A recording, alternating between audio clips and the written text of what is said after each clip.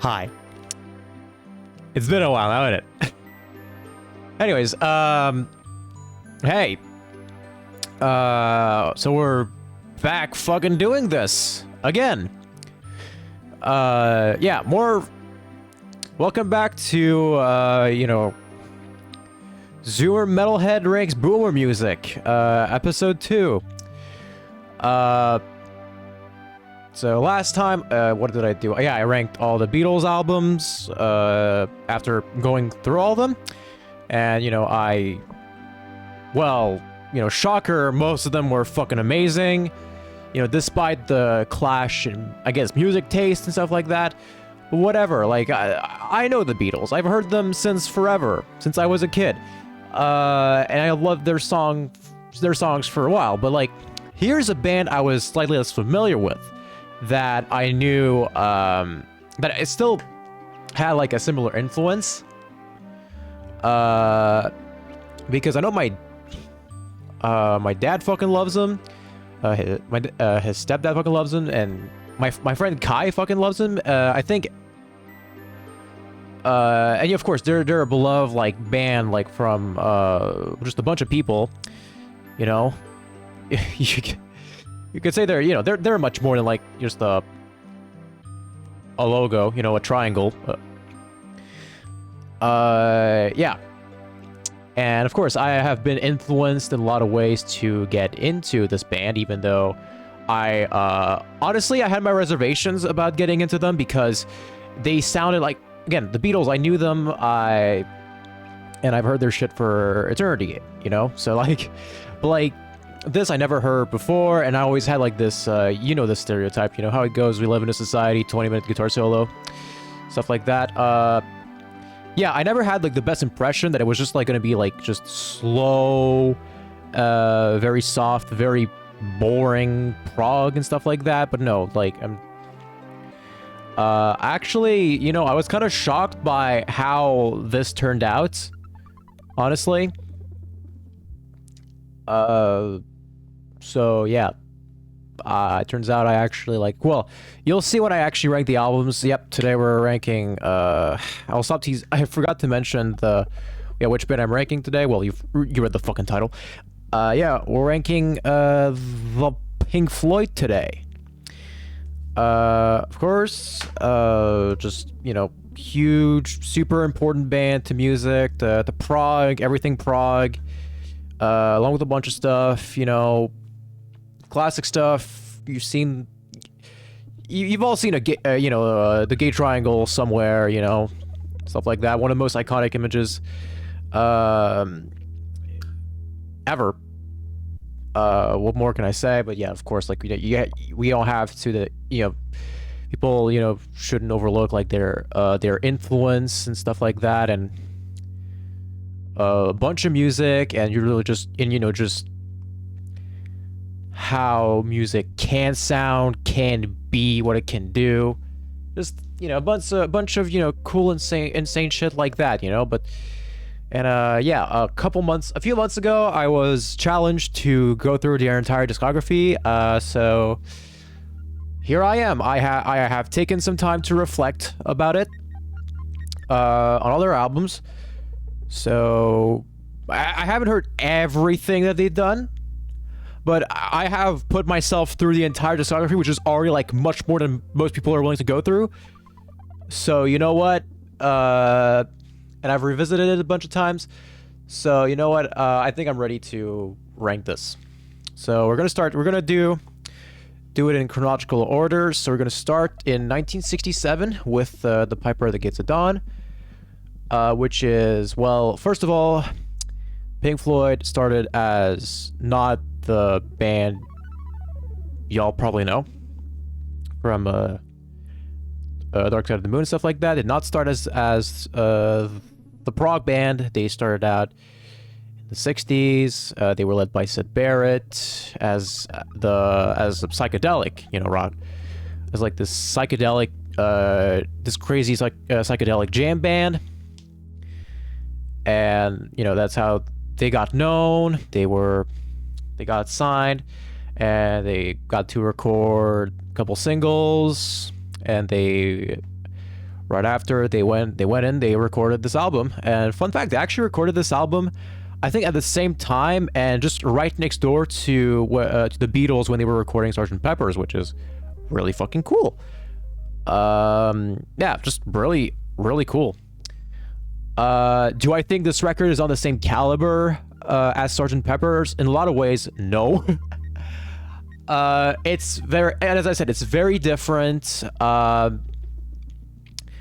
You have a couple songs which are, you know, very psychedelic, and very jammy, and, you know, whatnot. Just very, like, psychedelic, jammy space rock. You have the opener, Astronomy Domine, and the very long, you know, again, I use the term jam a lot, but I feel like this is what this is basically what it was. It feels very improvised. It feels like these songs are really made to be performed live and be extended and all that. Like, you have the epic Interstellar Overdrive. It's very, and of course, like, it's very psychedelic, it's very experimental, it's very cool stuff, honestly. But because, you know, they wanted the bands to, like, you know, pick a bunch of singles and make them a bunch of money, they had to write these shorter songs, and basically the ideas they were like more like these very whimsical, almost childlike, not to do specifically, you know, whimsical, childlike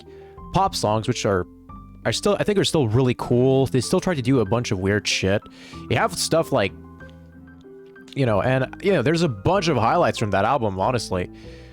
Of course, Astronomy Domine is, I think, is probably the most iconic song from this album. It's just, you know, it has, and of course, to describe it, it's like this ominous, like, epic space rock song. It has very cool guitars and stuff like that. It's just, you know, I like it. It's just a really cool song. It's probably the best song on the album, but I also like stuff like, you know, Lucifer Sam and stuff like that. Well, I'll try to load up the track lists.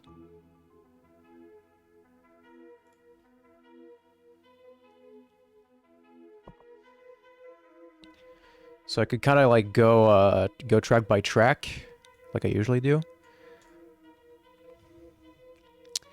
Yeah, Lucifer Sam is really cool. Matilda Mother, Flaming. I think those songs, you know, again, they're weird, but they're kind of weird. But I think, again, they're really cool songs, in my opinion. I like them. It's mostly when you get to stuff like, you know, Power Talk H and Take Up Thy Stethoscope and Walk that I'm not a big fan of, because they're very much, it's them just doing weird, it's like the weird jammy shit all over again, like just doing a bunch of weird sounds and whatnot. Like, yeah, it's a bit like, it kind of goes like either too much to the whimsy, either too much into the weird, you know, weird noises and stuff like that. And then, of course, I think the album kind of fizzles out inside too. Interstellar Overdrive kind of drags. It's like 10 minutes, for fuck's sake. The note is funny. Chapter 24 is kind of chill. I kind of like it, but it kind of goes on for a bit longer. Scarecrow is forgettable. But Bike does fucking rule. Bike is a certified hood classic. And you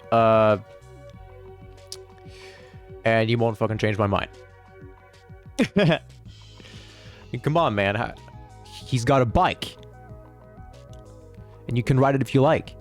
And guys, even crazier, he's got a mouse. And I don't know why, but he calls him fucking Gerald. That's awesome. I kind of like how the crazy ending of the album too. I think there's a lot of this album I actually just kind of like. It's just that it's not really that much for. I think it's an enjoyable listen overall. It's just like not the most appealing thing to me and whatnot. Again, it's very experimental, psychedelic, jammy stuff. I keep fucking describing it as. You know, again, I think honestly, where would I rank it? I would rank it in a firm B tier. It's not one of my favorite things ever, but like, it's a very fine and good debut. And yeah, you're like, yeah, okay, cool. Like you picture this, like you're in 1967. You're like, you hear this, and you're like, okay, that's really cool. I can't wait to see what happens next. Well, they immediately after they got done recording this album, they immediately start working on the next album. Problem is though, is that their leader fucking broke, to say the least. Yeah, Sid Barrett just basically had a mental, like, tuned out. He just started behaving weirdly. He just wouldn't play or sing the songs on stage anymore. He just became like dead inside all the time for like a bunch of weird shit. Just like kind of like it was just like gone. Like basically that's what I'm saying. His mind broke. No one can agree why it happened. Bunch of sources even from the band themselves. There's not an agreement on like what happened to Sid.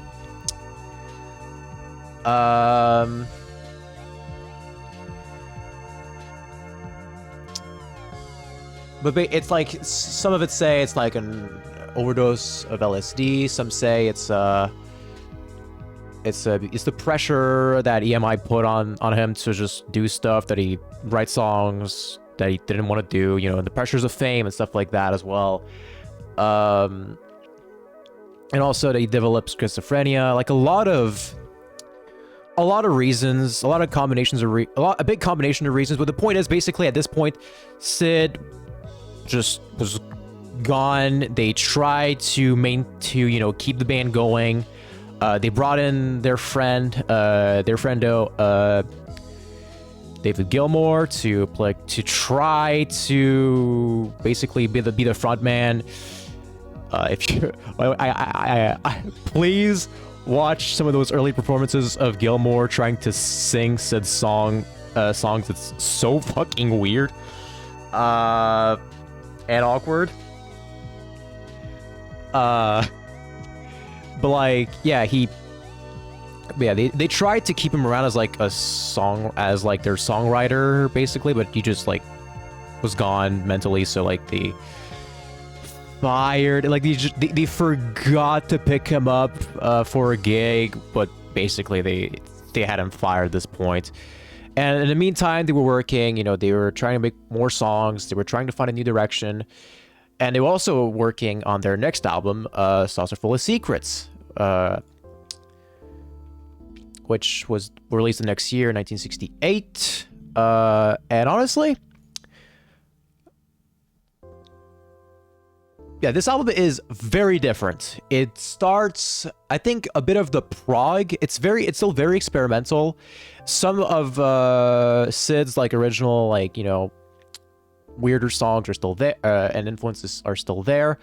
But they definitely take a different approach to everything at this point. It definitely kind of starts sounding like the Pink Floyd, especially on the opener, Let There Be More Light. It has that epic, bass opening going into the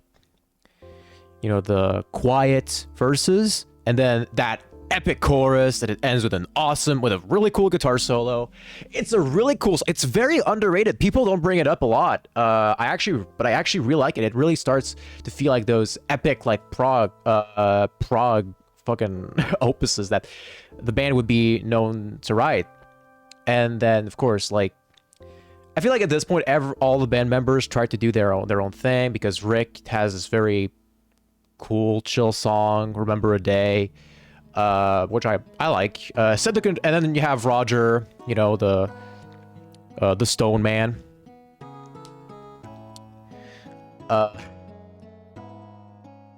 with Set the Controls for the Heart of the Sun, which is again another really cool. I don't know if it's led by like the main melody, the ding ding ding ding ding ding ding. I don't know if it's led by bass or guitar, but but it's a very cool, very atmospheric song. It goes on for a bit long, but like again, it's a really cool song.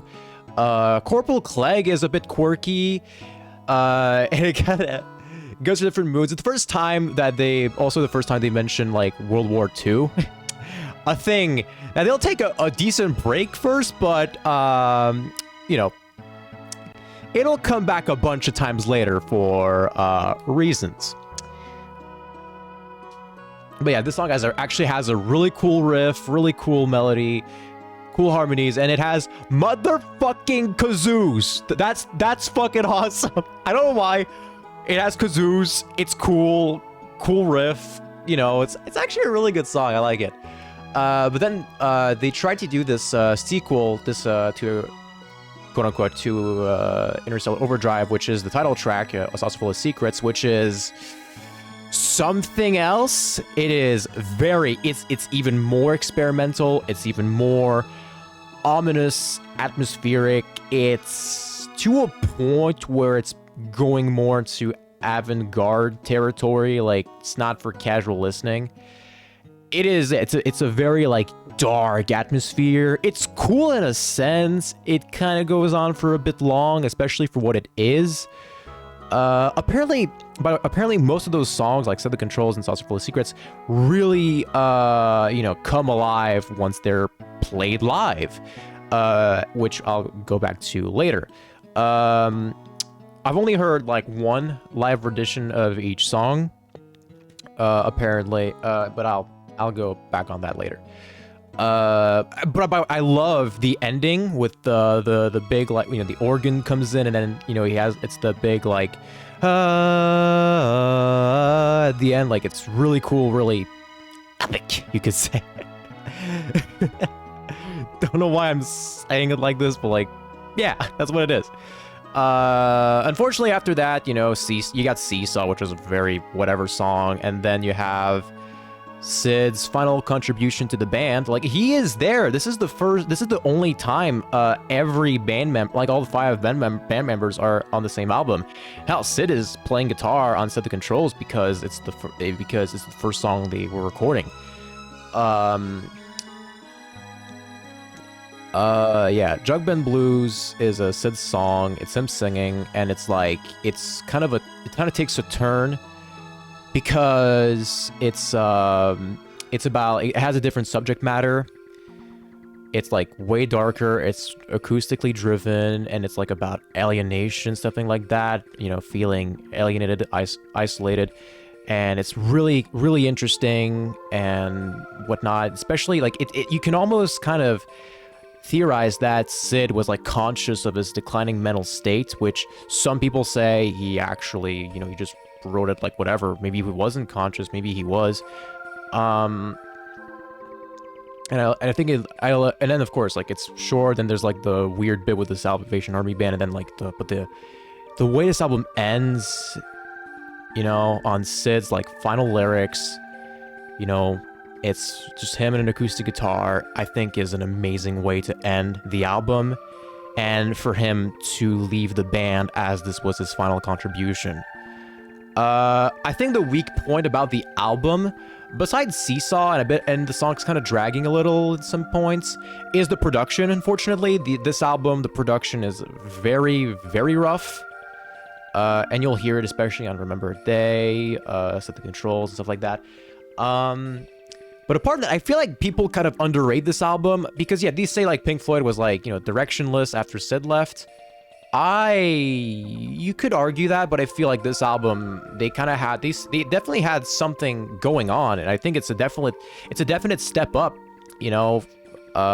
from Piper. Yeah, I said it. I think this is a better album than Piper. I would put it in like A tier. I genuinely enjoyed it. This is when we get into the rough part, however. So after Syd Barrett left, Pink Floyd were like, the fuck do we do? What is our thing now? Because we lost our main leader, our main songwriter. We gotta try to figure something out because, we have to make more music. So they released a single that flopped. So they were like, okay, we're gonna stop doing that. and they were like they were writing new songs, some that appeared on some that end up on you know, that wouldn't see the light of day on like an official like Pink Floyd release for like for an eternity, like well, not an eternity, but like they were never like on an official album, you know, stuff like The Embryo and a song that I'll mention later. But yeah. But they were also contacted by some to do a movie soundtrack for like some weird a weird film that no one likes. Apparently, I haven't seen it, but apparently it's just a weird drug film or something like that. I don't know. But yeah, More was the first thing they released in 1969, and this is kind of, even though it's like the Beatles, even though this is a soundtrack, and you have to keep that in mind that it is a soundtrack, it is still considered part of their main catalog, and it has a bunch of songs that they would keep playing live as like their songs. You know, I think, by the way, reading on the evolution of Pink Floyd as a live band is really interesting, because, you know, these songs, like, I think at this point Pink Floyd was really focusing on taking their material and jamming out and modifying it, so as, you know, and just finding, you know, the songs would really just evolve and change live. And this is where I feel like a lot of different versions of the songs, people keep saying that they sound way better live, especially as it goes on, you know. Yeah, they were mostly like fucking around with material live before they were recording stuff. Yeah, More was released as a soundtrack for a film. It features a few songs that they would perform. Like, for example, Cymbeline is probably the highlight from this album. I think it's a great song. It's really split into two sides. The first half is mostly acoustic stuff. It's pretty chill, pretty cool, pretty good. With the exception of the very fucking cool Denial song, which is actually some kind of like proto-metal song. I know Voivod covered it as well as Astronomy Domine. That's really cool. But yeah, it's a very cool, very heavy song, you know, with great fucking vocals by Dave.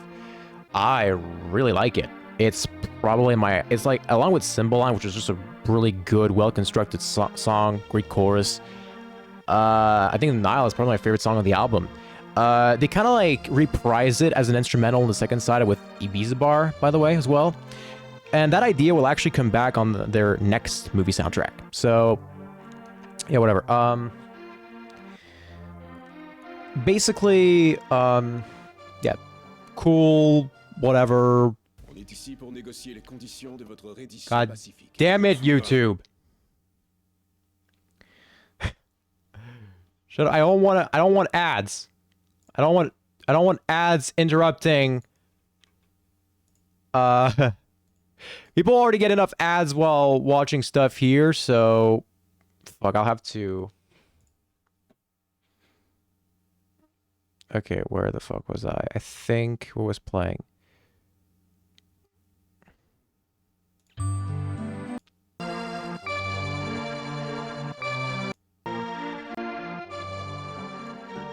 Oh, hey!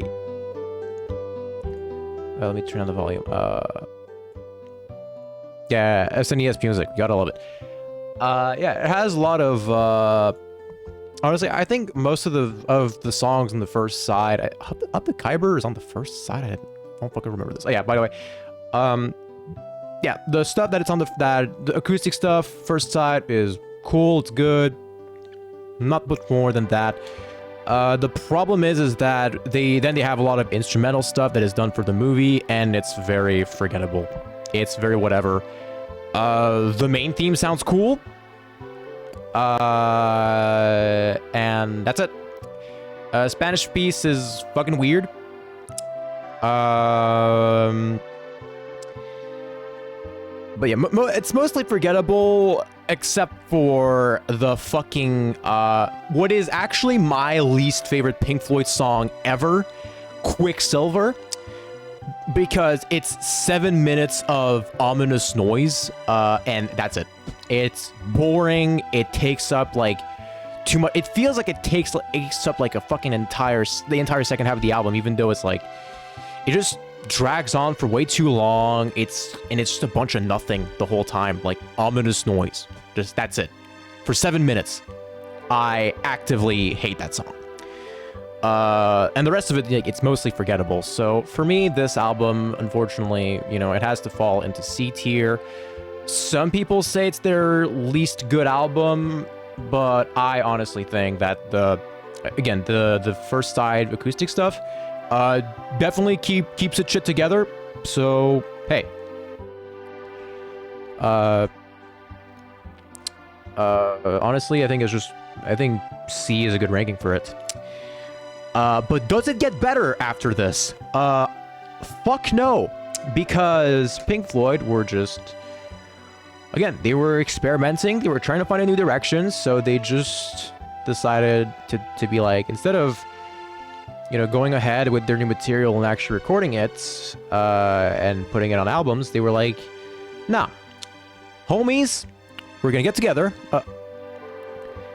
and we're all gonna write one song each without any involvement from each other.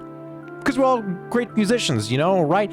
We totally don't have, like, a major weakness that will needs to be held together, like, you know, by the contributions of someone else. Yeah. So what they gave us in later 1969 was Amagama. I don't like this album. If you want to go to, I was recommended to go through Pink Floyd's discography in order. I say don't do that. You want to know why? Here's why. You will not get into Pink Floyd going through the discography in order because of this album. It is a double album with, it has one disc, which is live versions, which, again, people really like, love their fucking live shit. They really came alive when they fucking played live. What the fuck am I saying? It's basically just, you know, extended versions of, like, old songs, like, you know, Astronomy Domine, Set the Control, Saucer Full of Secrets, that are, like, double the length of the original studio cuts. And unfortunately for me, it just means that they drag on for longer, which I'm kind of whatever on. Though, yeah, you can still, apparently, yeah, they're not even the best live versions of these songs. People point out, yeah, you know. I haven't seen live at or listened to Live at Pompeii, which is known to be, like, their greatest performance that was ever recorded, and has best versions of all these early songs, stuff like that. Like, it's the best it captures, like, all those early songs the best way possible, and then after that they kind of just moved on and just did, like, their classic albums after that. So, but to me, I think these songs it just kind of drags, honestly. But there is one savior to this disc. It is the one song that is, like, actually awesome, and it's Careful with That Ex Eugene, which was recorded as a B-side originally, from a single called Point Me at the Sky that flopped, unfortunately. So they just kind of stopped doing singles. Especially because, you know, they were doing prog anyways, so, like, doesn't fucking matter. But basically, they took this song, and I think extending it actually helped it a lot. It's a great way to build tension with, like, those two notes on bass, all the instrument like so slowly come in until, you know, Roger like he whispers the title, and then he comes in with that big fucking scream, which is like, oh my god, like it's actively startling, and it's like, what the fuck? It is a fucking awesome stream that he does, and he holds it for a fucking long time as well. And what happens is that the band fucking comes in, and it's like a big, fucking heavy jam that I love to death. It's like, goddamn, like Pink Floyd, not, you don't think of Pink Floyd and think of heavy, but sometimes they can surprise you. And I'll remind you that, again, they would keep working on these songs for like the next few years. Like the song would keep evolving. Like if you watch like later performances, they would add a bunch of shit. You know, they would add a drum fill before the stream. Like Roger would do like some scat and stuff like that. A bunch of crazy shit. You know, it's a great song. I think it's the one thing that saves the album for me, and it's the one thing that almost kind of redeems the album for me, because the rest of it, the second side, which is garbage. It's garbage. It has some good bits. Rick Sisyphus, has the epic intro going to chill piano, but then it just kind of just loses its shit. It's like, okay. Then Roger comes in with Grantchester Meadows, which is 7 minutes of acoustic guitar, a boring acoustic guitar. It's boring, and I don't like it.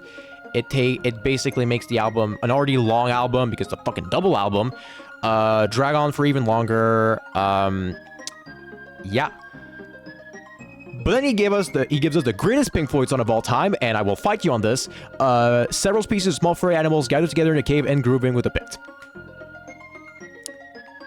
Yeah. Say it. Keep saying that. Say it out loud. Keep saying it.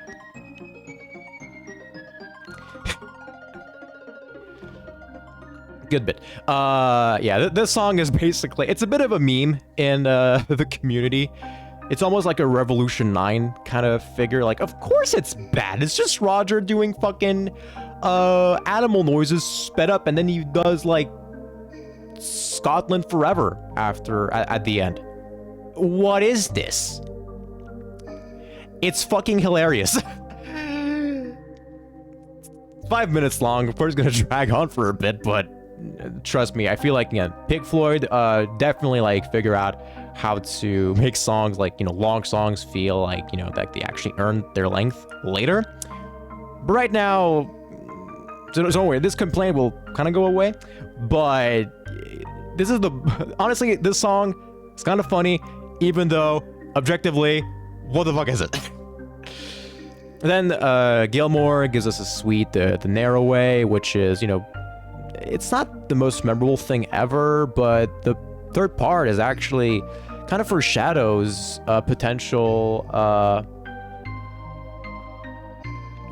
kind of like what Pink Floyd would sound like.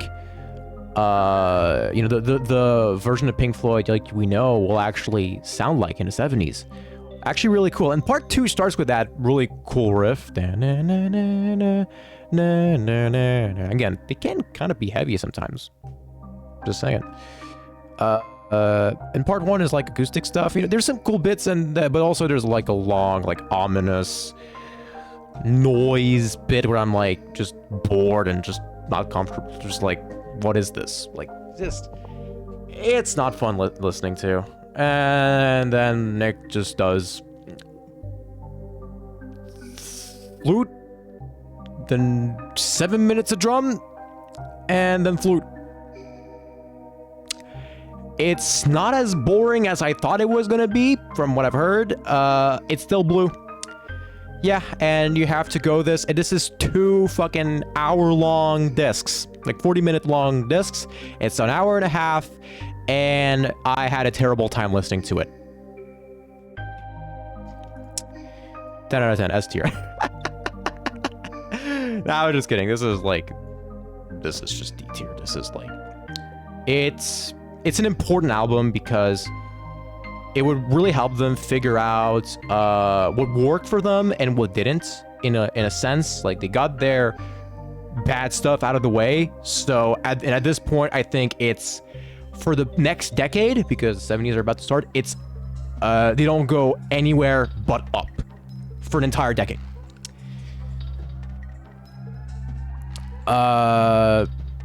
Thankfully, fully, they would like figure their shit out. And yeah, this is what I would say. This is what I was saying basically. If you want to get into Pink Floyd, don't start with the albums in order. I feel like it starts super differently with Sid Barrett. Doesn't help as well. It's not what you actually want out of it, but also, again, Ummagumma, it's just too long and too weird, and not even in a good way to be really worth listening. But at least the cover's cool. But yeah, finally, Pink Floyd gets their shit together, and they pull off their first in a duology. Well, actually, they would do more of those later, of like, okay, we're gonna put an entire big old suite on one side, and then we're just gonna do like more of like our acoustic, you know, songs on the other side. So, Atom Heart Mother. First of all, it has a cow on the cover. And it's really cool. It's a cow. What else do you want? It's a cow. Moo. Moo.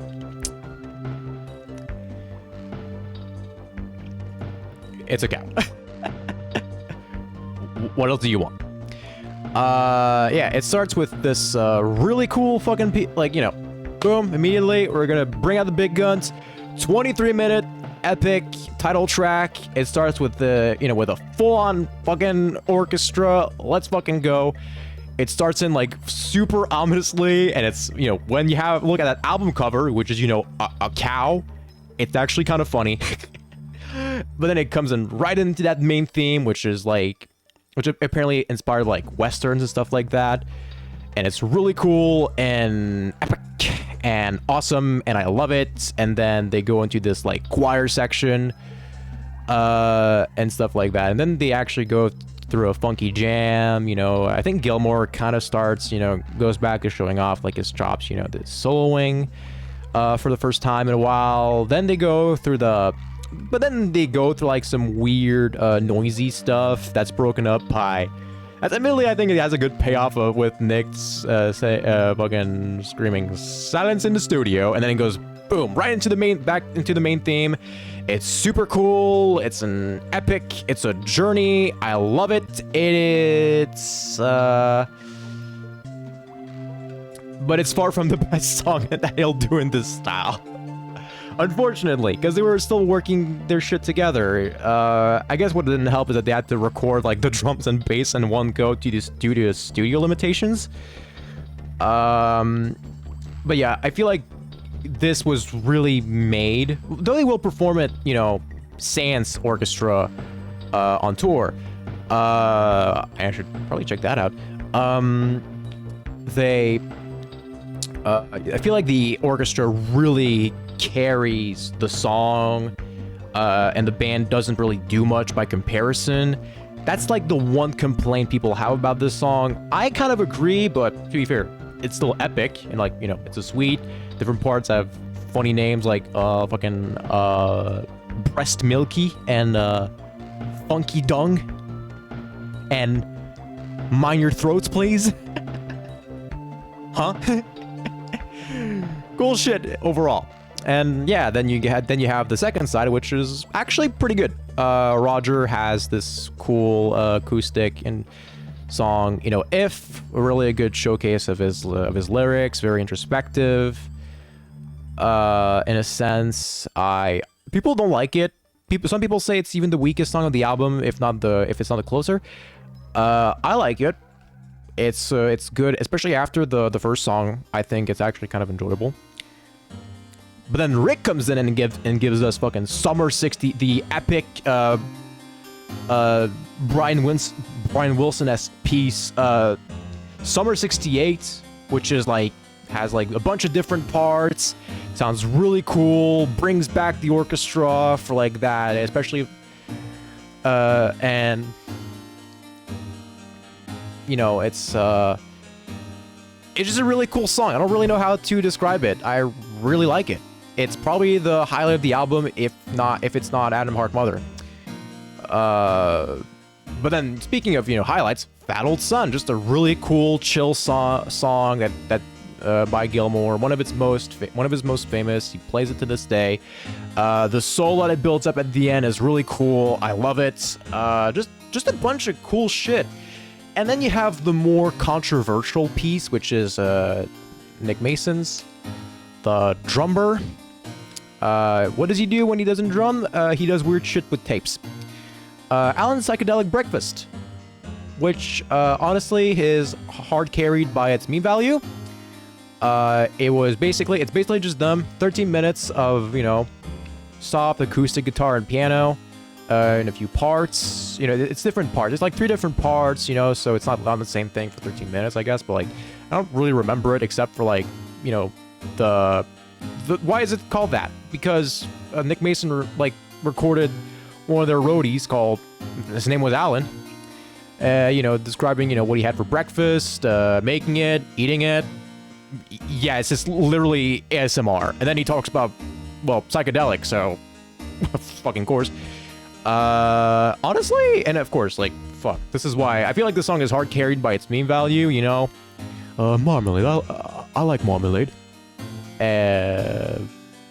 Biotic stuff, all those lines, all those bits. Honestly, I feel like maybe r/Pink Floyd Circle Jerk might have tainted my view on most of these songs and the band, but also probably helped me get into them more than anything.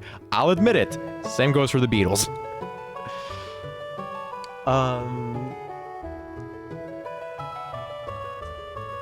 It's so if you can meme a song, it'll immediately enhance the experience for me, to be honest. I also really like how the album ends, kind of fading out with, Alan leaving, and you hear the faucet. You hear water dropping from a faucet, and apparently on the actual record on vinyl, it keeps going. It skips on purpose, and it keeps going until you remove the needle. It doesn't do that on streaming, unfortunately, but that's actually a really cool thing. I feel like I kind of like how this album ends, especially, but I feel like you kind of have to, it kind of leaves you wanting more. Again, it's not a song that is beloved by a lot of people because it's weird. It's fucking breakfast ASMR. Huh? Why would you listen to 13 minutes of breakfast ASMR? They ask. He likes marmalade, I say. Anyways, Atom Heart Mother's great. It's a great album. It leaves you, thinking, what's next? Because, yeah, this is great, but it still kind of leaves a lot of room for potential. Honestly, I'll start. Yeah, actually, I did for the Beatles as well. I'll rank the albums. The closer they are to the letter, the higher they are. The better they are. This is good. This is better. This is less better. I mean, the opposite of better. This is not better. Basically, this is better than Saucer Full of Secrets. Right, you got me? Yeah, this album's great. I like it a lot. But wait, they haven't fucking. This isn't even their final forms right here. We still have to get to this classic period. Where Pink Floyd is the fucking greatest band of all time and fucking whatever. This is where they give us metal. It's an ear. No, seriously, turning on its side. It's an ear. It's kind of cool. And this thing starts with a bang. One of these days, with the pulsating,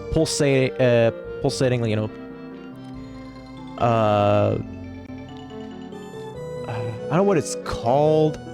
The pulsating bass stuff kind of leading it, the fucking keys, the organ hits, that sound really cool. It's a great build up, the drums come in, and then it leaves on that The guitar also comes in as well with that fucking cool ass slide guitar. You know, it's really cool and heavy in a sense. And then, you know, the thing kind of stops for a bit. You know, it builds up tension ominously, and then you have Nick coming in like saying, "One of these days, I'm going to cut you into little pieces," and then boom, it fucking goes to high gear. It's fucking a fun, you know, heavy jam, and I fucking love it. It's great. It's a great way to start the album. It's, what can I say? Immediately they start you with a bang, and you're like, okay, this is next level shit. And then they go for a softer song by contrast, A Pillow of Winds, which is mostly forgettable. It's good for contrast. That's kind of it. Fearless is great, because it has that cool ascending riff, and for some reason,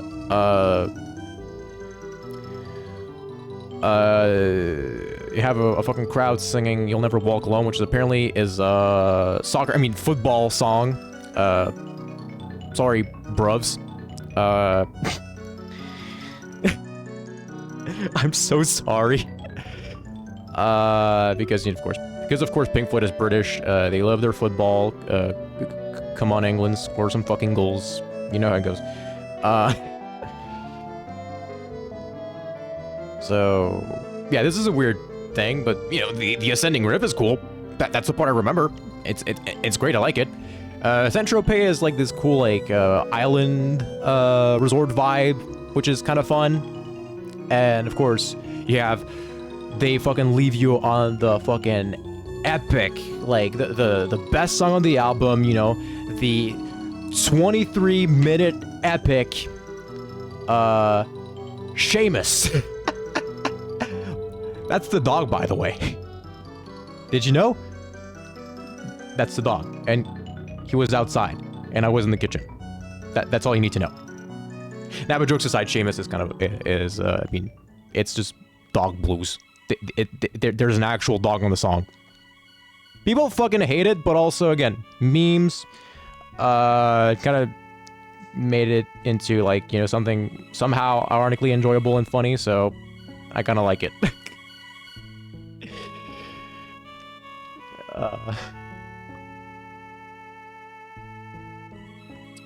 Yeah, it's whatever. But yeah, okay, let's actually talk about the 23-minute grand epic. You know, turn the record. First thing you hear, bing. And what does this lead into? Well, probably the greatest song they ever wrote, which is saying a fucking ton. Like, you go from like mostly cool, weird shit and just shit to a 23-minute epic, like multi-part epic. Echoes. Echoes. It's echoes. Fucking y'all fucking love the initial guitar solo, like, you know, when the piano comes in, then the guitar, the verse, the descending riff. Fucking love the. It's a fucking like, God, I fucking love guitars in my music. And thank fucking God we went away from, like, you know, orchestra. Cool, whatever. Or orchestras. Whatever. It ain't a fucking electric guitar, that's for sure, you know. So fuck yes. And then they go into that, you know, that funky jam, you know, Dave does like those cool bends and stuff like that, you know. Unison bends, stuff like that. It's just really cool. And then they go into, I mean, of course, you can't have a Pink Floyd album without, you know, ominous noise section. But it's not actually, it sounds kind of cool. It's fucking space whales. Like, Dave legit does fucking whale noises with his guitar. How does he do that? Well, because he fucking plugged in his wall pedal the wrong way. Still dope.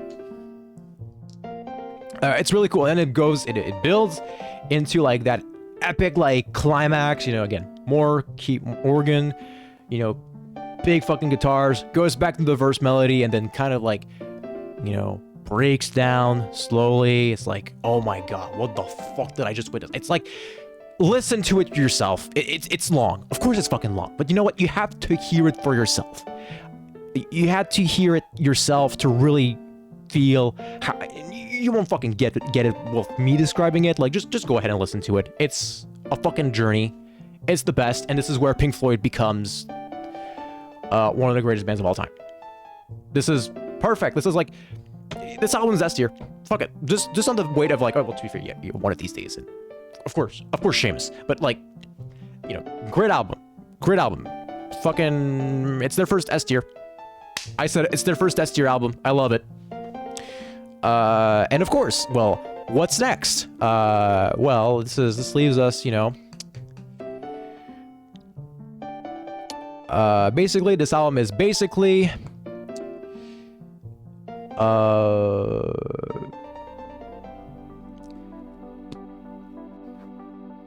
it is going to, well, lead us into their classic period.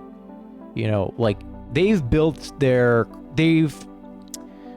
craft at this point, and now they're ready to come into the big time with their, you know, an album with their seminal, you know, incredibly influential masterpiece, Obscured by Clouds. Oops. Yep, they had to cuck all of us by releasing the fucking soundtrack album first. Yeah, it's another fucking movie soundtrack. Same dude who made more. It's another weird movie. Probably not good at all either, but the album's better than more. It's definitely better than more. By how much? Don't know, but like, yeah, Pink Floyd at this point just kind of honed their craft.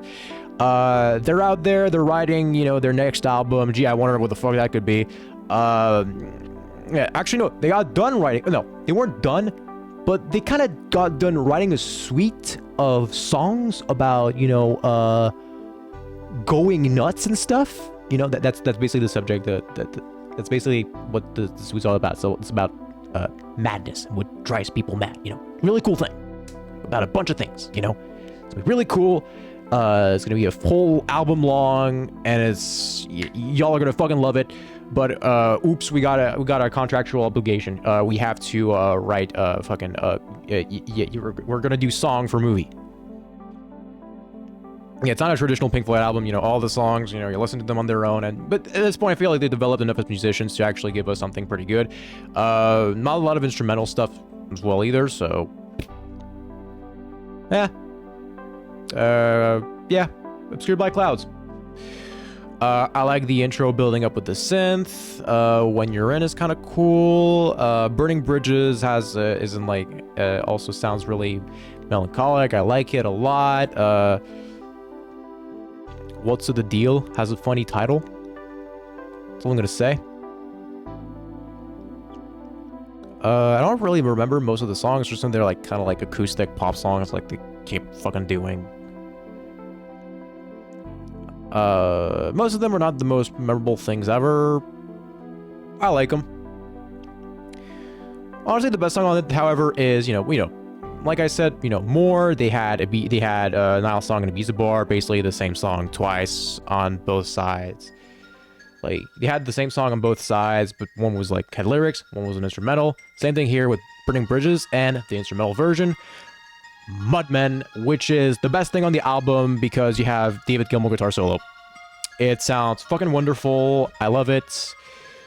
Obviously, David Gilmour is a bit of a meme in guitarist communities because of fucking boomers who fucking praise this shit, you know, and basically just fucking use them to take the piss on like all the shred guys. Because, oh, David Gilmour could say like a fucking, you know, so much more with like one note than like Yngwie Malmsteen could say like in fucking 10,000. Yeah, whatever. I still say, again, I'm a metal dude. I'm a shred dude. I fucking love my shreddies, and I will definitely, and you know, of course, I would take the piss on that thing. I'm like, fuck, you know, and of course, I've seen plenty of people like taking the piss on David Gilmour. Fuck, like, but you know, haha. Long Ben, greatest solo ever. And yeah, of course, fuck, you know me. You know, of course.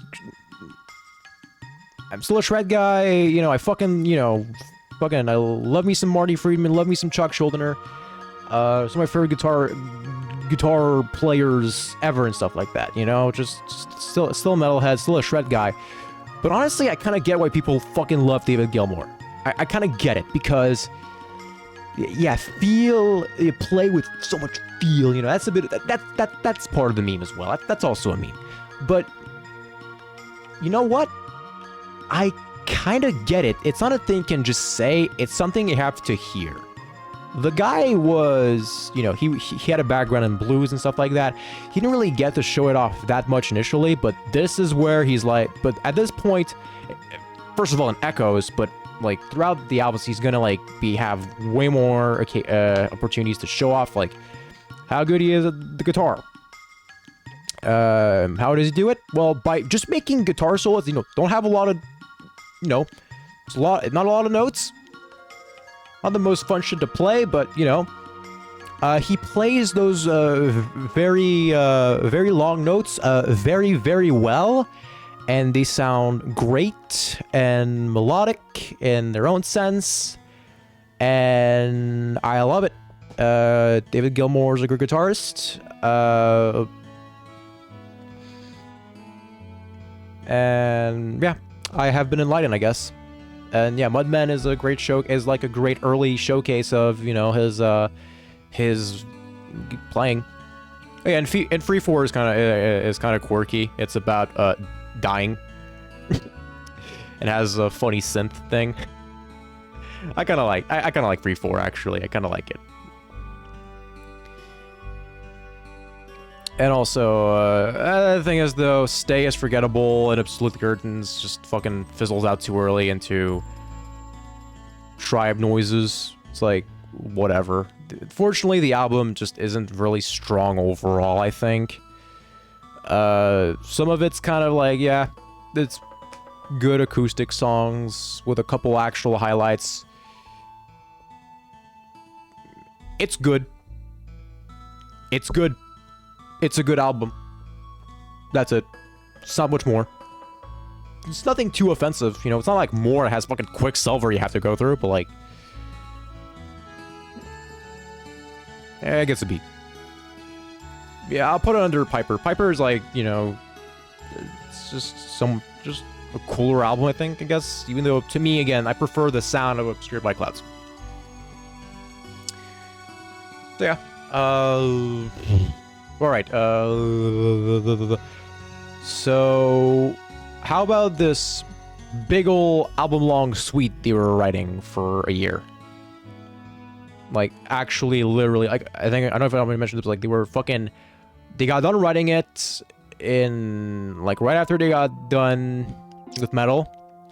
Well, they didn't get done writing it, but basically they had a whole thing done, after Metal.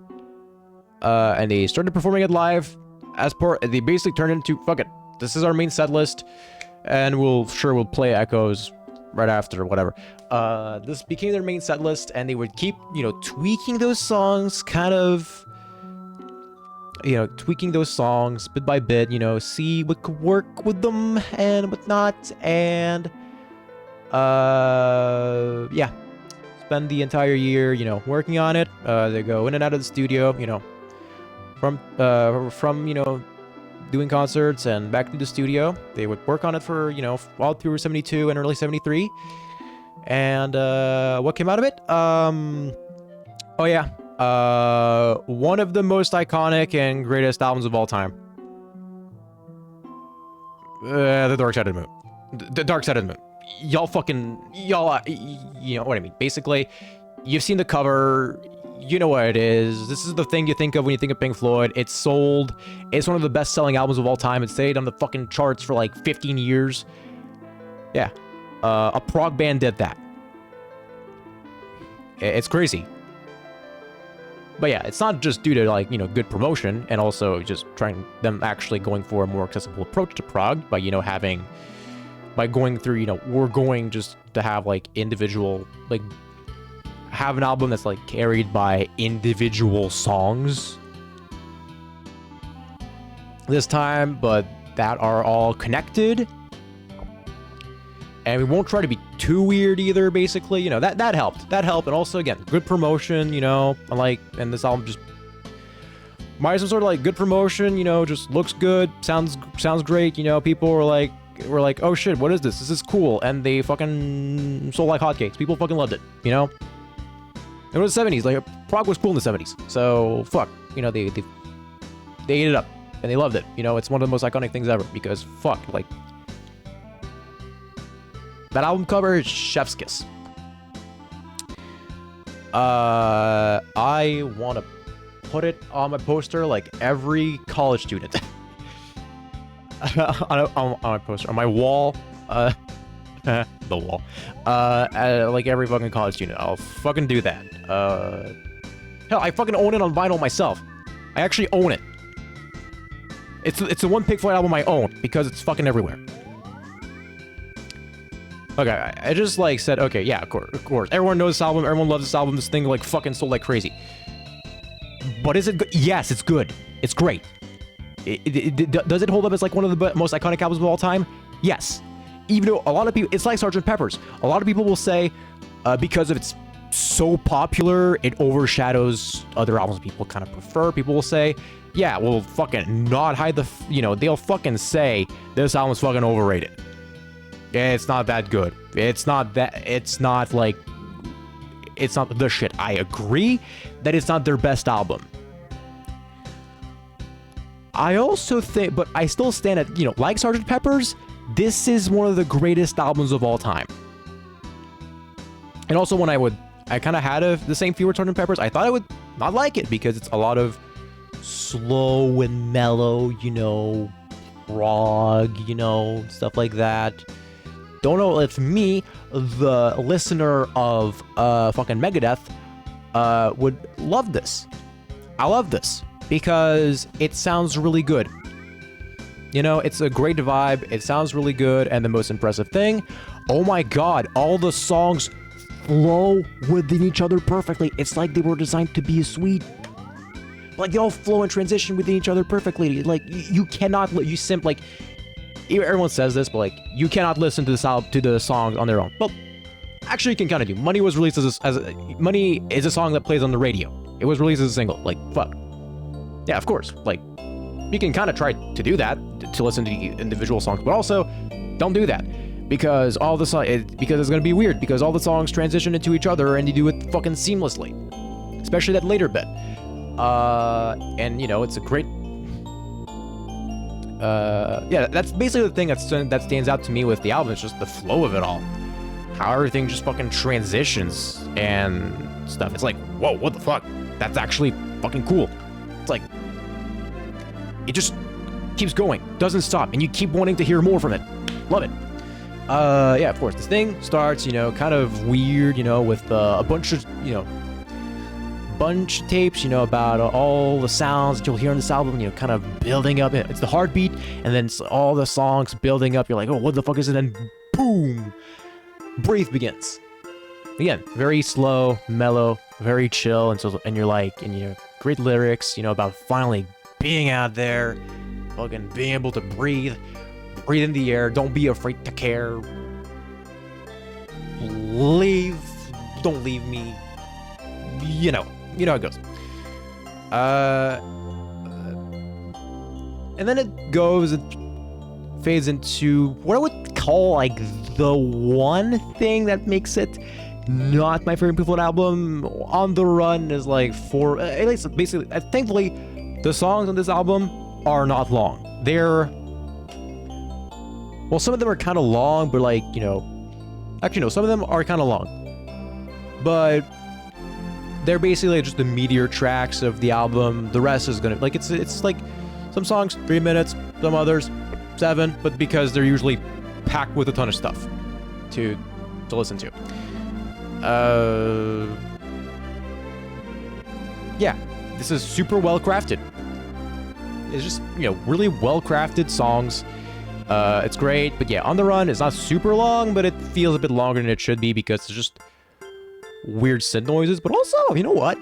I think they were trying to capture a mood, you know, of stress, you know, freaking out.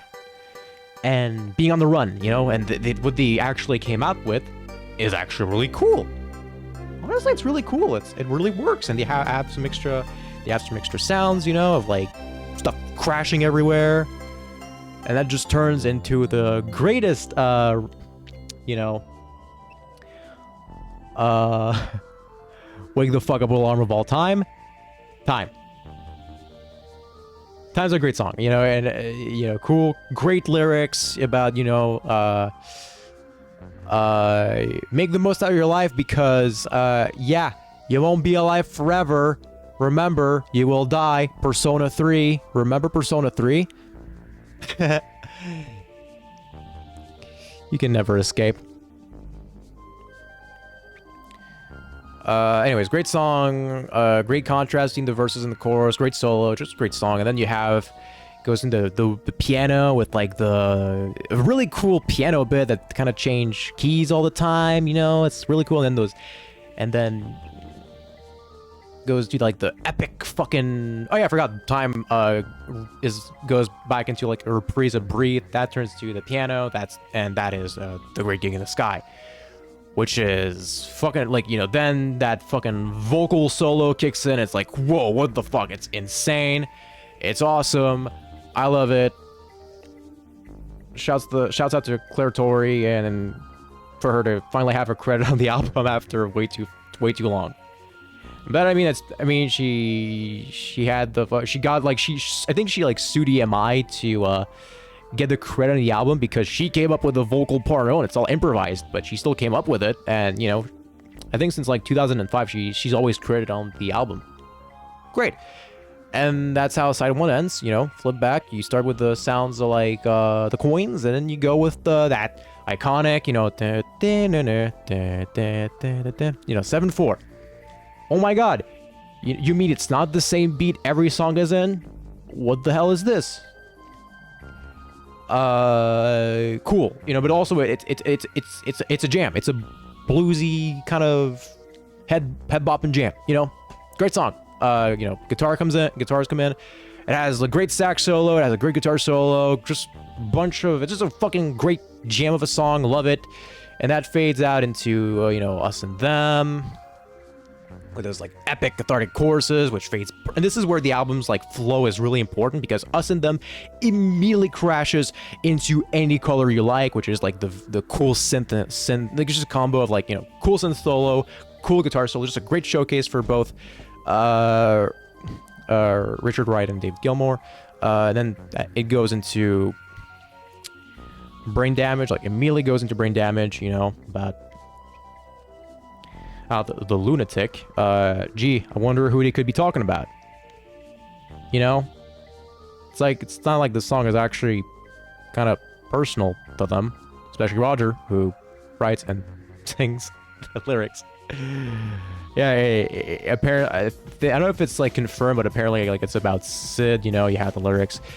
I feel like the lyrics, you know, if the band like starts playing different tunes, stuff like that, it's really cool. They also have that fucking he said it moment, you know, where they fucking, oh my god, they sing the fucking title, they say The Dark Side of the Moon. Oh my god, that's the title of the album. They don't say it on the cover. And that immediately transitions into Eclipse, which is more of an outro thing, and then it goes like, it fades right back out with the heartbeat. It's like an epic fucking cathartic moment. It's just so well crafted. It's an impeccably crafted album. It's an experience that everyone has to fucking hear at some point in their lives. I don't care. You have to listen to it. It's great. I love it. So fucking course, like after me singing his praises for the fucking past God knows how long, it should obviously go into S tier, right? Well, you're wrong, because right at the end of the album, some fucker just fucking comes in and says, yeah, there's no Dark Side of the Moon, actually. Motherfucker, what the fuck did I spend the last 40 minutes listening to? What am I holding right now? What? It's like the past 40 minutes never actually happened. It's like you wasted your money, dude. This thing that happened, it actually never happened. Okay, it's a bit, you know, this actually has more meaning than just that. But like, anyways, bits aside, this is an S tier album. It's like, yeah, it's not their best album, but it's, you know, it's like the thing they invent. Well, no, of course, the Beatles are kind of that invented that term, but I think that was first mentioned. I think the first time I've heard this mention was with Dark Side of the Moon. You know, Dark Side of the Moon, the greatest album of all. It's like the best album of all time. It's not even the best Pink Floyd album. And guess what? Their best is still yet to come. I'm gonna say it. Next you got... So yeah, Pink Floyd, biggest band... They were the biggest band ever overnight, you know? Everyone fucking bought Dark Side. They come to see their live shows. They're like, yo, this is fucking sick. They're like, okay, what the fuck do we do now? So they were kind of So they were already kind of working on some songs like that would appear on the next 2 albums. And they played live. They tinkered them like a fucking course. They always do that. With they basically kind of kept doing that, you know, for the next tour, as well as play Dark Side. So yeah, how the hell did they follow Dark Side at this point? They were like, yeah, they were stressed out. They didn't really know what to do. Apparently, the band infighting started to happen at this point. Yeah, it was a bit tougher to record. Apparently, is what I'm trying to say. And also it was all under a lot of scrutiny, you know, because, you know, again, what the fuck do you do after Dark Side of the Moon? Which is what I fucking kept saying. I'll get right to the point. Okay, so next album, Wish You Were Here, 2 years later. Does it live up to, you know, the fucking just grand fucking opus that was Dark Side of the Moon? People at the time said it didn't. Some people say, well, it's great, but it doesn't. And I say, motherfucker, it exceeds it. It's better than Dark Side of the Moon. I know. Yeah, how the fuck do you follow up Dark Side of the Moon? Okay, we're gonna start immediately. We're just gonna come right in. We're gonna build up those epic synths, you know, then guitar solo, and then we drop the bomb. And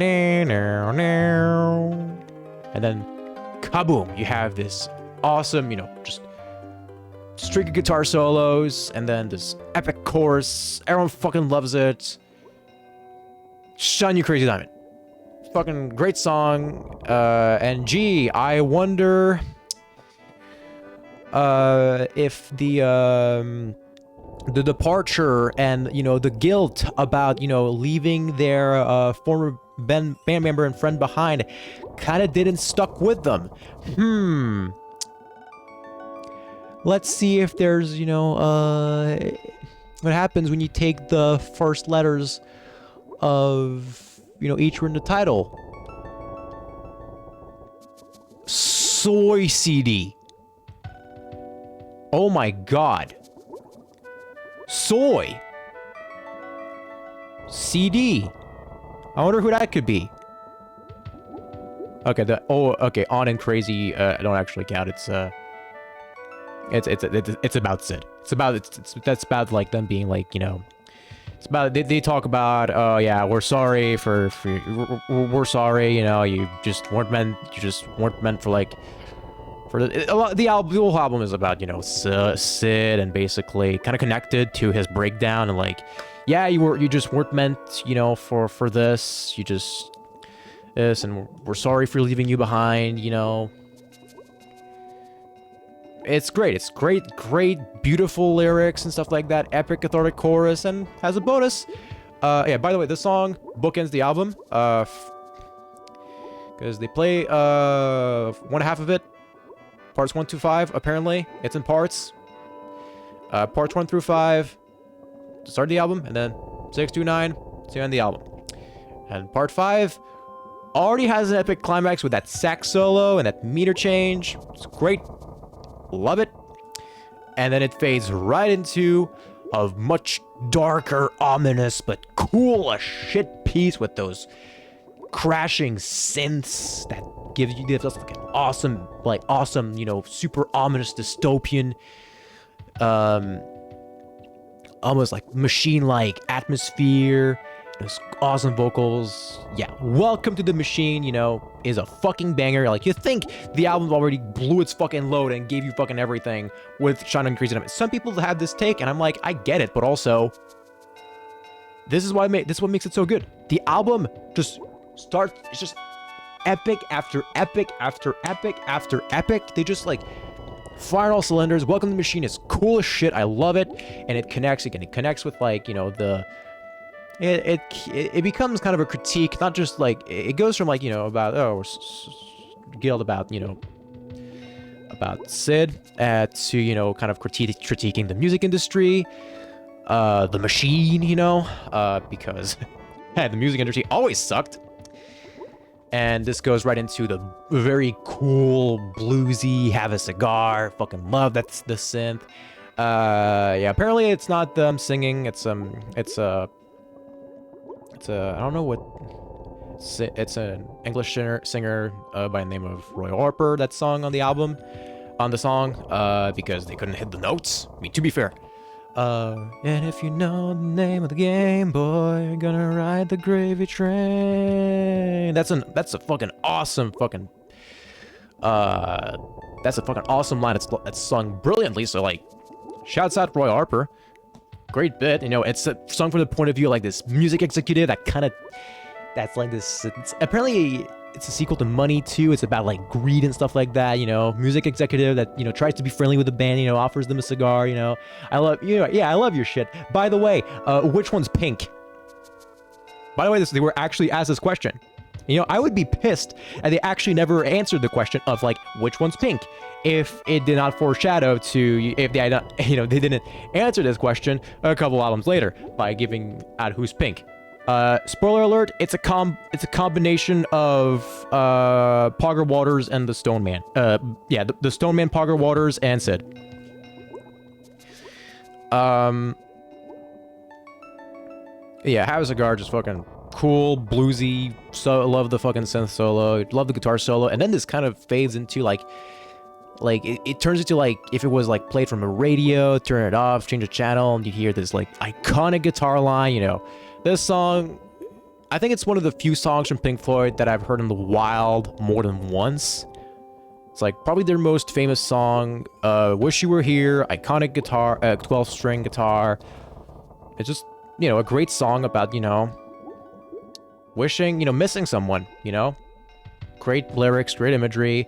Love the synths coming in at the end. And yeah, great fucking song. And they would end the album, you know, just doing more Shine on You Crazy Diamond. I don't think it's as good as like the first part, you know, because there's not really any build up. They just do more stuff and then they go back into the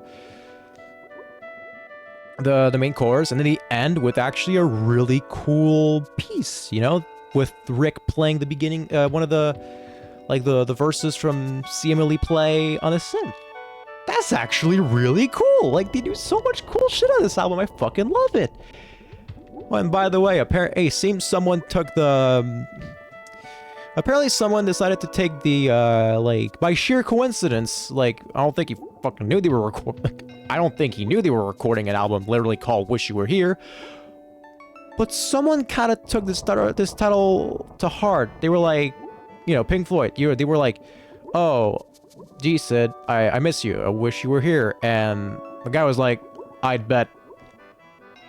And one day, some weirdo, you know, with his entire head shaved, eyebrows and all, came into the studio,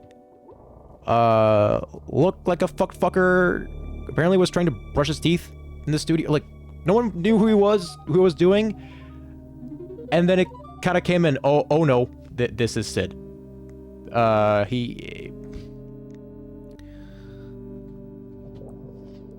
Oh god, oh fuck, this is Sid.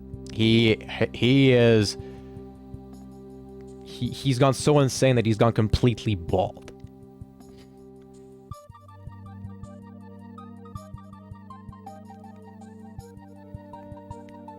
Why are you bald? Why are you ugly?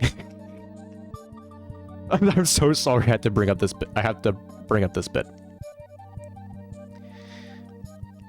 yeah, but basically he had like this dead stare the whole time, and people were, and you know, he was like, they didn't know how to approach it because like their friend was like right there, but like he didn't know where.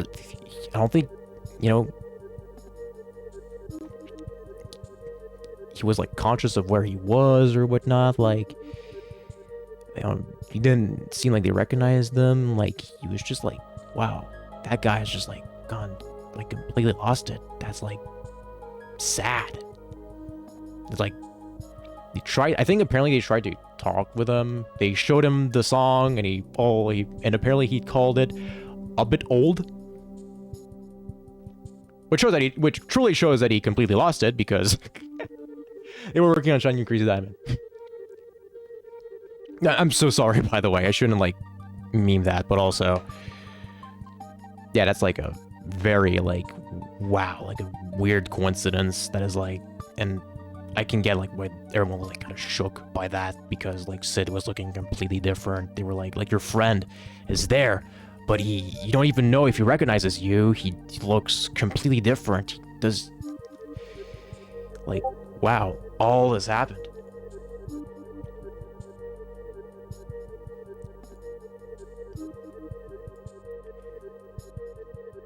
So yeah, and this would be like the last time any member of the band would see Sid. That was like, yeah, that definitely had a fucking impact on an impact on them, I guess. Anyways, after this, the band goes to shit. And by that I mean, and by that I mean, they don't go to shit like the music goes down in quality, but basically, after they got done with Wish You Were Here, they were like, okay, we toured for so fucking long, we did so much stuff, we gotta take a break. How about we build a fucking studio? So yeah, they spend all of 76, they built their studio, they wrote some songs, but at the same time, the music landscape was kind of changing, you know? Apparently, prog wasn't cool anymore because fucking all the musicians were like doing this like big extravagant like fucking, you know, they all got rich, they were doing all these big extravagant epic live shows, you know. But in the meantime, yeah, the UK was kind of going to shit. And this was the perfect transition, and you know, the punk happened, the Sex Pistols happened, all that. And they really fucking hated Pink Floyd, and they, because they were basically the antithesis of like what they were trying to do. Raw, like they were trying to be raw, simple, and angry. I'm just gonna write like, you know, super simple, quick, angry music, you know, super raw. And it's about how much fucking the world sucks. Truly, we live in a society. And yeah, Pink Floyd, we're seeing, you know, fuck them. They're dinosaurs, you know, they're not relevant anymore. We're so much cooler than them. And then Roger was like, I bet.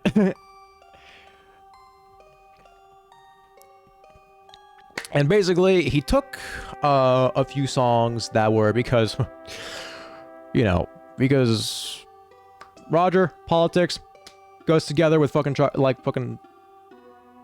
you know, chocolate and peanut butter. Just goes so fucking perfectly well together. For better or for worse. And this is probably the only case of for the better. Yeah, basically, okay, we're gonna take those two songs. Okay, one of them is called You Gotta Be Crazy, the other is called Raving and Drooling. Okay, I'm gonna take those two. We've already got done, and I'm going to change the lyrics. You know this novel written by this dude, like, you know, George Orwell. You know, if you heard about it, it's called Animal Farm. Yeah, I don't, not that one. I mean the one about the other one about that's like an allegory for Stalin-era communism. Yeah, the one about the animal. Yeah, the one that uses farm animals about it. You know. Let's do this, but let's do a criticism, critic of, let's criticize fucking capitalism instead. Yeah, just fucking show those punks. Yo, they think they live in a society. Bruv, I live in a society too. This is the worst fucking description of the album.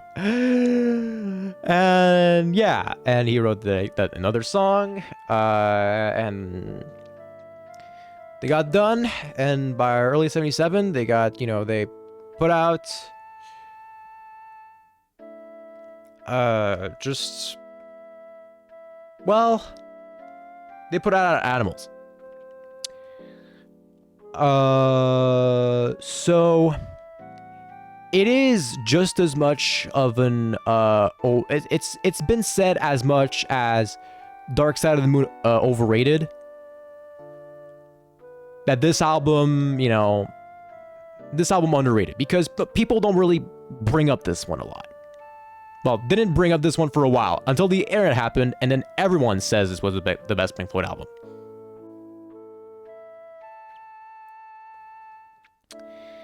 And yeah, so I don't think underrated TBH is a good way to really describe this album anymore. Especially because this album fucking charted this year because they re-released it with a remix. That's actually kind of good. Yeah. Let me just say, this album was not unsuccessful. It's just overshadowed by a lot of like their bigger projects, But hey, it is the fan favorite for a damn good fucking reason, because it's fucking amazing. Yeah, we're gonna stop being like so fucking extravagant like that. Okay, this is what you want?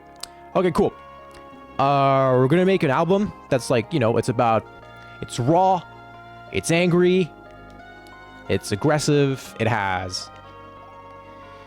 it talks about, relatable shit, we live in a society. Let's fucking go. This album is completely devoid of any bullshit. All the songs go straight to the point, and they're all epics.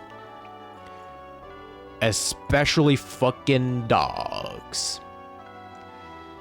Dogs is a fucking amazing song. Starts at the acoustic with the like it fades in from the intro.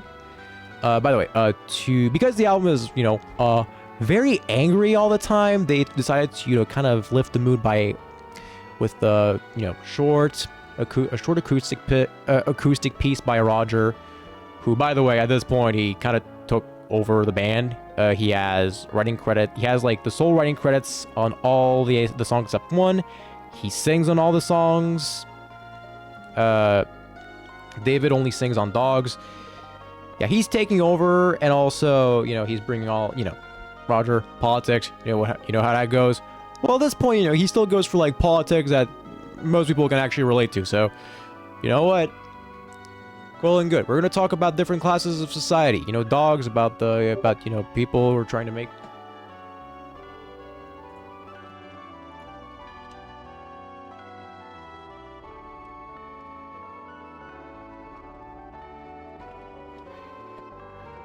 about the upper class trying to make it and stuff like that, and we're gonna write like really dark lyrics about it. Then you have Pigs, which is about just Roger fucking shitting on three specific high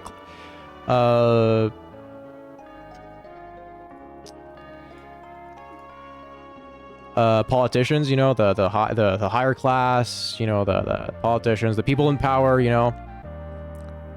fuck him. And then Sheep about it's just basically about wake up sheeple. Yeah, I'm gonna talk about the songs themselves now. Yeah, Dogs, fucking awesome, epic.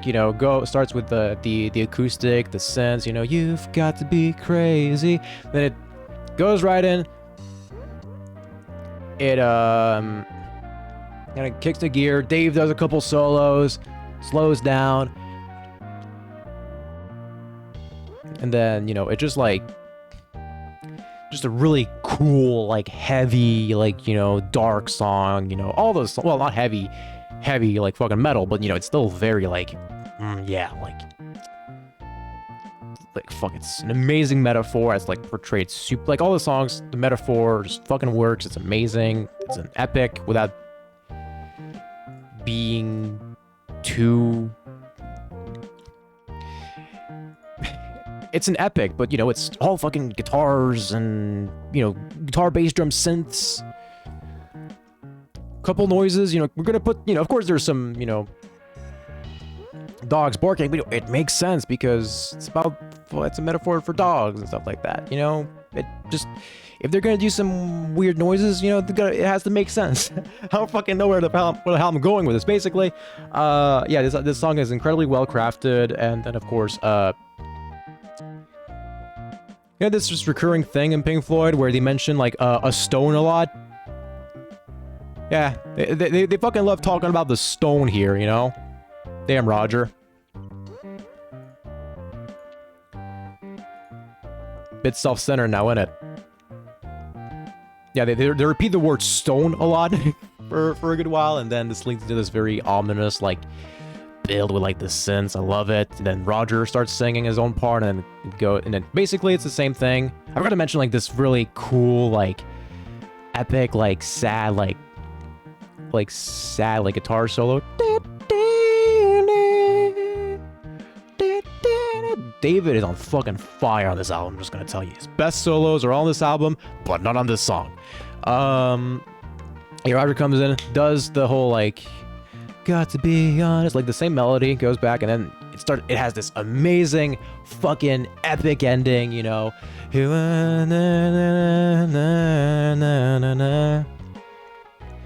And it's fucking awesome. It ends with "Dragged down by the stone" again.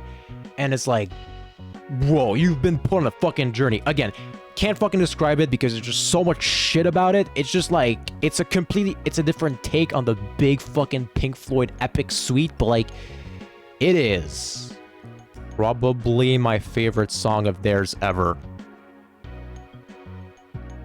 Well, of course, yeah, you put fucking Echoes and Shine Your Crazy Diamond in fucking competition, so it's a tough pick, but like, oh boy, listen to the song yourself. It's a fucking journey, and I love it. It's awesome, and I can't fucking describe it. And this on side 1. Then side 2 starts with, you know, the fucking that awesome organ riff that apparently Rick didn't actually write. Right. Wrote. Like, yeah, Rick didn't actually write it, so... Which is, like, fucked, and has that amazing bass solo, played by David, by the way. Yeah, for some reason, Dave plays a lot of the bass on this album. Okay. But it's also, like, it's, like, the same kind of style as, like, you know, the blues jam is, like, you know, is, like, head bopper, like, you know, have a cigar. It's, you know... It's just a great fucking rocker, you know, just Roger, just fucking great lyrics. Fuck you, Thatcher, and all that. And it has fucking cowbell. And, you know, it's a great fucking, all the songs, you know, very long, probably why this album just didn't get, apparently this album, I think one of the reasons why it kind of got, like, left behind compared to like other albums because it didn't get as much promotion, couldn't get a single out of it, so like people didn't like, so it's kind of like they kind of just kept playing Money and Wish You Were Here, I guess, then later Another Brick in the Wall Part 2, so like people just kind of don't think about it. So all the songs are fucking bangers, you know. Pigs, great fucking song, and it has the best David Gilmour guitar solo at the end. The best. The best. It's the best David Gilmour guitar solo. I will stand by that fact. It's the best one he ever did. It's so... Because it appeals to the shredder in me, okay? It's so aggressive, yet melodic. He fucking goes so hard into it. You're just like... the whole fucking time. It fades down like the fast, like... You know, that fucking bit, like... Oh, it just feels so fucking good. And it fades right into, like, the... organ intro, you know, to Sheep, you know, very atmospheric, and then it just fucking crashes to this fast, like, jam with, like, those crashing guitars and synth stuff like that. It's so fucking epic. It has that slow, ominous breakdown. You get, like, the warped, like, Bible verse part as well. It's just like, whoa. It's so fucking cool. But also what's even cooler is the way it ends with a fucking like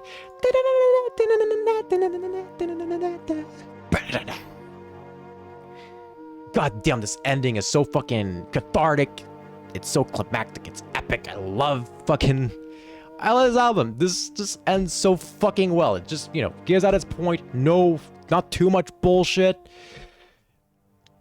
It's just a fucking blast to listen to all the fucking time. I love it. And also, yeah, I forgot to mention, oh yeah, I was gonna mention Pigs on the Wing. Yeah, basically Pigs on the Wing, you know, short acoustic piece, you know, basically a love song to, apparently it's a dedicated to one of his many wives, Rogers, and it's great because, you know, it kind of like, it's not explicitly about love, but it's about optimism in a sense, and he also made it like kind of relate to the lyrics of the other songs, you know, kind of mentioning like pigs and stuff like that. Well, it's a fucking name. It's Pigs on the Wing.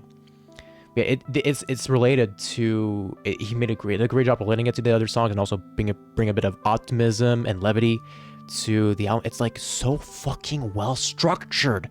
God damn it, I love this album so much. I have listened to it God knows how many times just recently.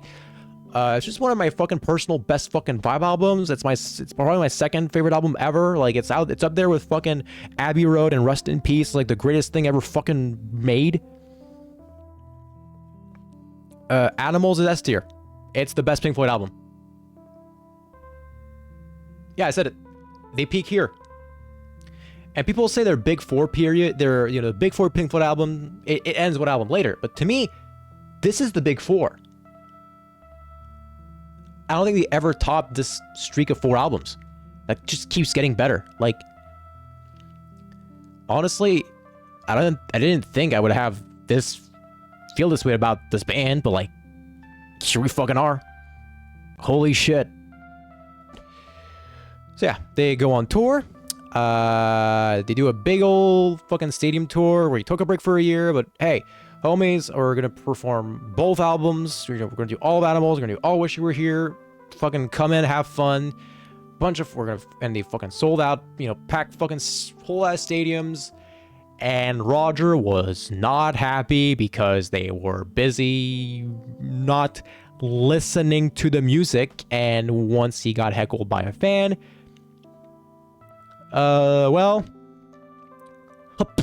basically, he spit on him. That was in Montreal, by the way.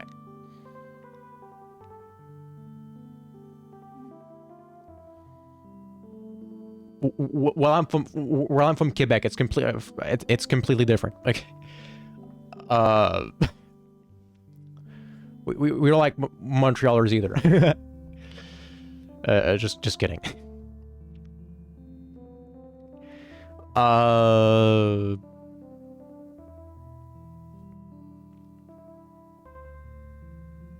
But yeah, basically, you know, what happened then? Roger had this brilliant idea of, hey, what if I built a wall around in front of the audience so they didn't have to fucking bother me while I was playing my goddamn music. And everyone was like, wow, what a dick.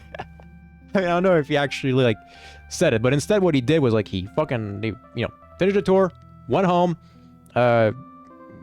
Gilmore did a solo album, and Roger got fucking writing, and he was like, okay, and he just came out of it with 2 fucking concept albums, potentially double albums too. One of them was going to become the Pros and Cons of Hitchhiking, his first solo album, and the other one was going to become, well, it was about the wall idea, you know.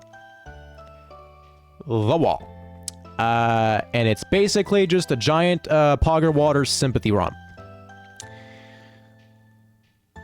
You know, it's not explicitly about him. It's a bit like, basically he created this character called Pink, and he would like kind of like recall, like, the story was going to go through his entire life and all the stuff that kind of made him like build like a wall around him that just of just like sheltering himself from like other people and stuff like that. You know, just all the fucking, you know, talking about just general trauma and stuff like that, and what it can do to a man, you know. And then this character of Pink is basically a fusion of, like, you know, what I said already, Roger and Sid. And yeah,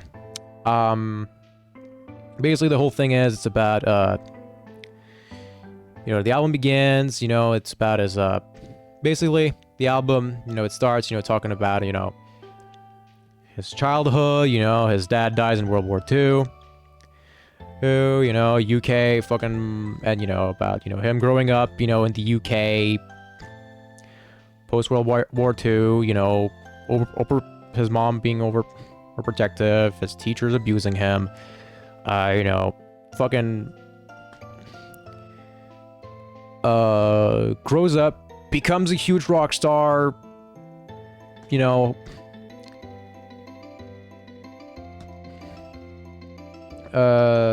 fucks around, gets cheated on by his wife, just fucking does drugs, loses it, and then he gets fucking, and then they're like, yo, what the fuck, like, you gotta perform, dude. So like they try to they try to put him, you know, they made him do more drugs, you know, go back to life, and now apparently he is like, whoa, he is like a Nazi, which is, I guess it's a cool parallel to, well, a fascist dictator. Okay, so I guess a cool parallel to, you know, World War II, you know, kind of how his dad died,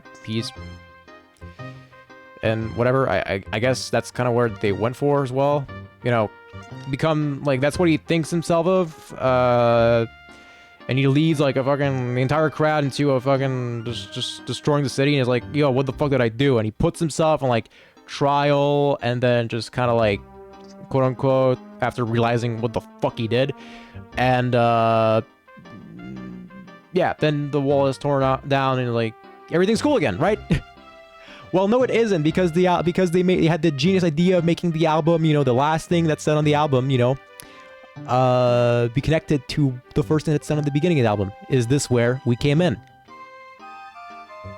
Yeah, that is a story, all right. But how is it translated into an actual album? By the way, I haven't seen the movie. Because yes, they made a movie. They made a movie out of it. I haven't seen it. And yes, I've heard of the Nostalgia Critic version and how bad and how much of a misinterpretation it is. And he just made an entire album parodying the album, just saying, "Hey, look how shitty this is." Well, okay, I'm just gonna say this. Yeah, that's a fucking shitty idea. Why the that's an objectively shitty idea, and he fucking completely misinterprets, like, all the fucking things about the album, and it's fucking what the songs mean and stuff like that. You know, it's fucking stupid.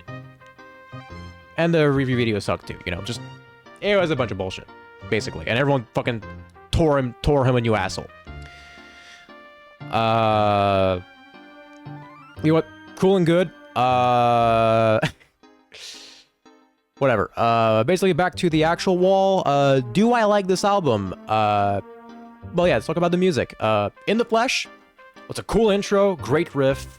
The Thin Ice, and it leads, you know, Thin Ice is a great song. Love the funky riff theme to Another Brick in the Wall. You know, part 1 goes to the happiest days of our lives. You know, it's a which is, you know, it's a bit of there's a lot of filler on this album, but, you know, I guess it kind of works in because it's like about it, because it kind of gives us, like, atmosphere to, okay, where are we now? Then biggest single of the album, one of the most famous songs ever, Another Brick in the Wall part 2, which, by the way, is unfortunately a very misinterpreted song that is used as the general school sucks, as like a school sucks anthem. Even though, it is, like, again, Nostalgia Critic himself, like, fucking thinks, you know, he's whining about, like, fucking interprets it like, oh, he's whining about, you know, just him not liking school. Well, of course he didn't fucking like school, because, back when he went to school, you know, in fucking the UK in the 1950s, he was fucking abused the whole time. And he's like, it's not about the general concept of education.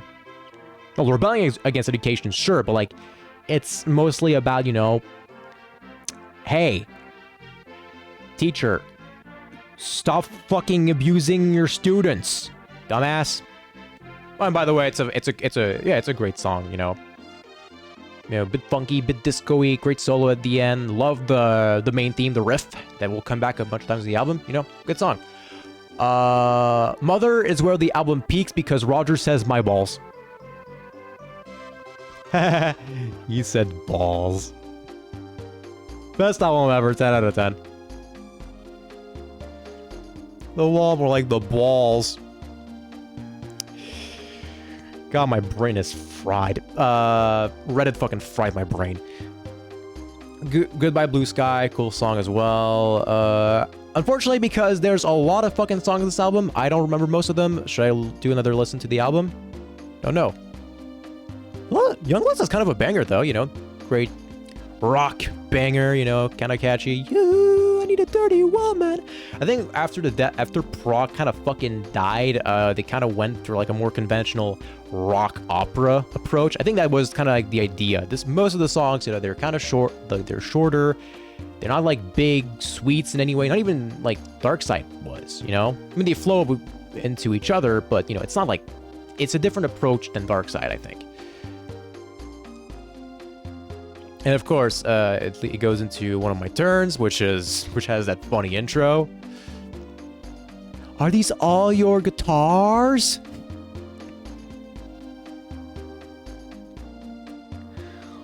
Want to take a bath? Just listen to the intro. It's the funniest shit ever. I'm sorry, I cannot take it seriously. And it's about, you know, Pink, like, bringing a groupie home. He's like, man, I'm depressed. Then he fucking trashes his hotel room and fucking scares the woman away. Would you like to learn to fly? Again, peak comedy. And this is where the album fucking dies, unfortunately, because Don't Leave Me Now is a thing, and I hate it. I don't know if it's Don't Leave Me Now that I'm thinking of, but basically it's the song where Roger says, oh, babe, for 5 minutes straight. Wow, it's almost like we're back to more. It's almost like fucking Quicksilver all over again. It's a whole lot of nothing for 5 minutes. And I hate it, it's boring. And by then, I feel like the album just kind of loses a lot of momentum. At least they have the heaviest version of the Another Brick in the Wall theme. Hey You, you know, is an iconic song on its own, you know. Everyone kind of remembers it. But to me, I feel like at this point, the album just kind of killed its own momentum with Don't Leave Me Now. Like, even great songs like Hey You just didn't work for me. Is there anybody out there kind of goes on for too long? And like, you're just waiting and waiting and waiting. I don't remember if Nobody Home is that good. What the fuck is a Vera? What the fuck is a Bring the Boys Back Home? And then you finally get, like, you know, the other big fucking song of the album, Get Comfortably Numb, which is a great song, you know, about getting drugged. What? Yeah. Yeah. Getting fucking drugged. And it has the two best guitar solos of all the times of ever. Both by David Gilmour, and I'm like, yeah, they're very good, but I don't know. I think there's guitar solos that appeal to me more. They're a bit simple. They're great though, but they're not my favorite. Sorry for being a contrarian. Anyway, Comfortably Numb is a great song. I won't fucking deny that, you know. Show me, what the fuck? Again, a lot of filler songs that are kind of whatever. They're there to, you know, keep the story going. And then we have the In the Flesh, that doesn't question itself. And yes, and this version is a bit of a meme as well, because Pink fucking asks a question that I don't want to quote here. I'm just saying this song's a big meme on Pink Floyd's Circle Jerk, and it's yeah, it's about him. It's about his fascist fantasy, which goes into Run Like Hell, which is kind of a, you know, again, cool delayed guitars, kind of a jam, you know, kind of like it.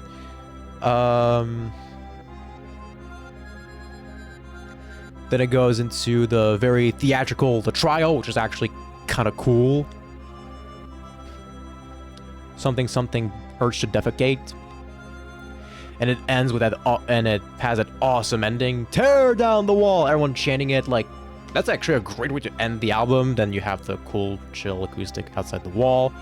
You know what? Cool album, cool concept. You know, I think they did a good job presenting it, except that they kind of didn't. I mean, they spent a lot of time on, you know, Pink's childhood, and they also put all the bangers during Pink's childhood. A lot of the other stuff, well, I don't know if it could have made as good as songs. I think they kind of just don't do much with, like, the other parts of his life, or like the songs just aren't as strong and stuff like that. I don't know. Again, this is my problem. My problem is mostly just the pacing. You know, nothing really feels spread out. Like, nothing really feels spread out correctly. There's a lot of filler. There's a lot of, again, I get it. It's a rock opera. It's like, it's a concept album. Sure. Like, it tells a story. I get it. But also, it's not that good of a listening experience, especially, again, after 5 minutes of, ooh, baby. I'm just kind of like, I think I just fried my brain. I was kind of just like, whatever the rest of the time. Maybe this album deserves a re-listen, but honestly, I like it. I like this album. I think it's it has some great songs on it, especially some great guitar work as well. Like, honestly, this is only an 8-tier album. Like, I admire the concept. I admire the execution. I think it wasn't poorly executed, like, at all, and has some great songs, some great music. It's just not super well paced. That's kind of it. It's not my favorite album. And yeah, I know it's a fan favorite. It's a huge fucking, you know, album that gave us like a huge tour and a movie and stuff like that. But also, yeah, Pogger Waters becoming a bit of a control freak, and yeah, Rick got fucking sacked during the sessions for a bunch of reasons. And, yeah.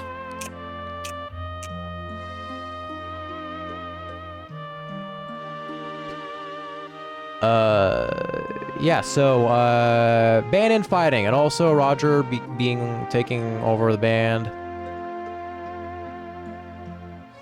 And, you know, trying to make the most of his, like, The Wall, big fucking project, The Wall. I'm gonna write a bunch of songs I'm also gonna write a movie soundtrack and stuff like that, you know, with songs that are just supposed to be from the movie. On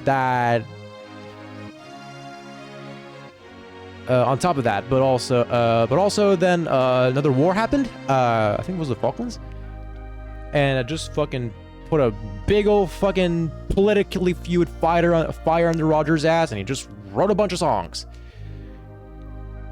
And he gave us an album that is kind of, like, initially, again, it was just about to be, you know, kind of a sequel to The Wall.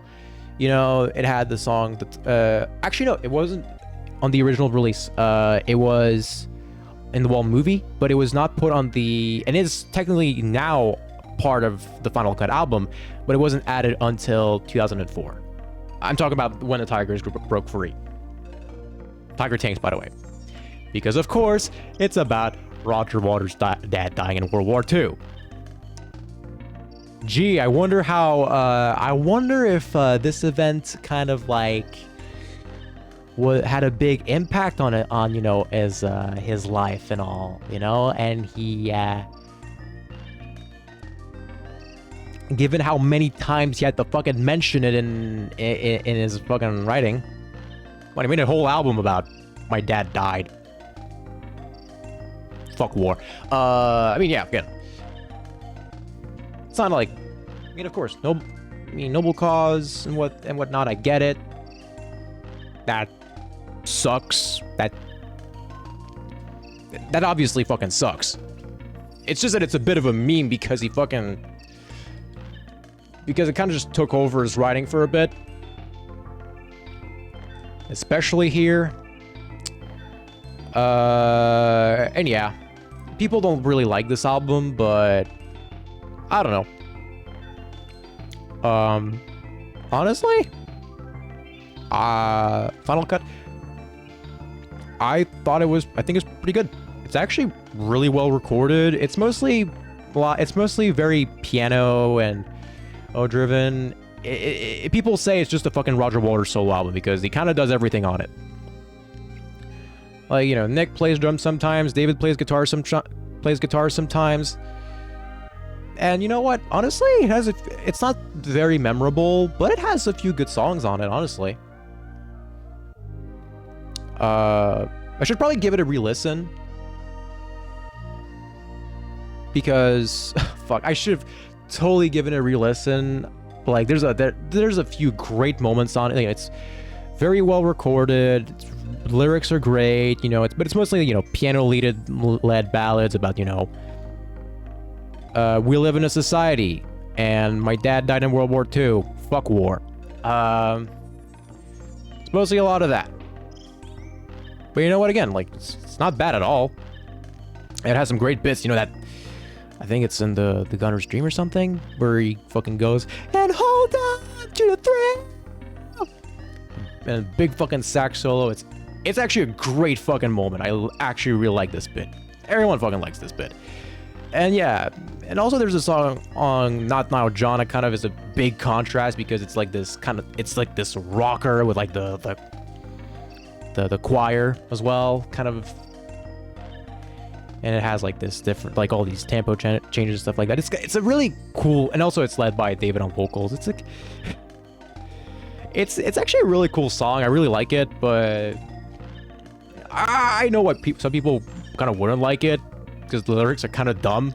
A lot of fuck is said, but you know, again, it's actually a good, you know, contrast to, like, you know, the entire album. So, you know.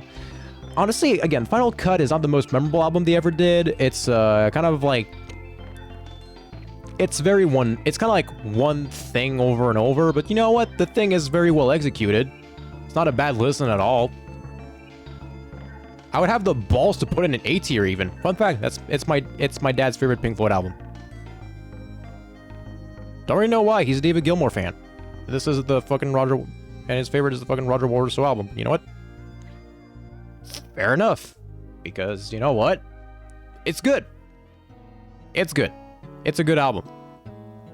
And yeah, people shit on it a lot, but you know what? I don't care. It's not my favorite thing in the world.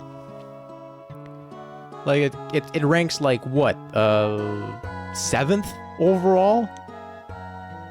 But I still think it's good. And I don't really have much to say about it. And then the band broke up because Roger was like, well, fuck this. Everyone fucking hates me now. And then lawsuits happened. And he was like, fine, fuck it. Fuck it, David and Nick. Just keep doing music under Pink Floyd. I don't give a shit. But also fuck you. I'm gonna do a bunch, I'm gonna do my own music and I'm just gonna perform The Wall again. Anyways, the band kind of went their separate ways. At this point, yeah, once the lawsuits were over, they were like, okay, let's actually make a new album. And this came out in 1987, and it's by only David and Nick, but not actually, because there's a bunch of other songwriters contributing to the lyrics, because Dave was never that big of a songwriting, you know, lyrics guy, so, hey, I mean, cool and good, you know. I think the help paid off in a way.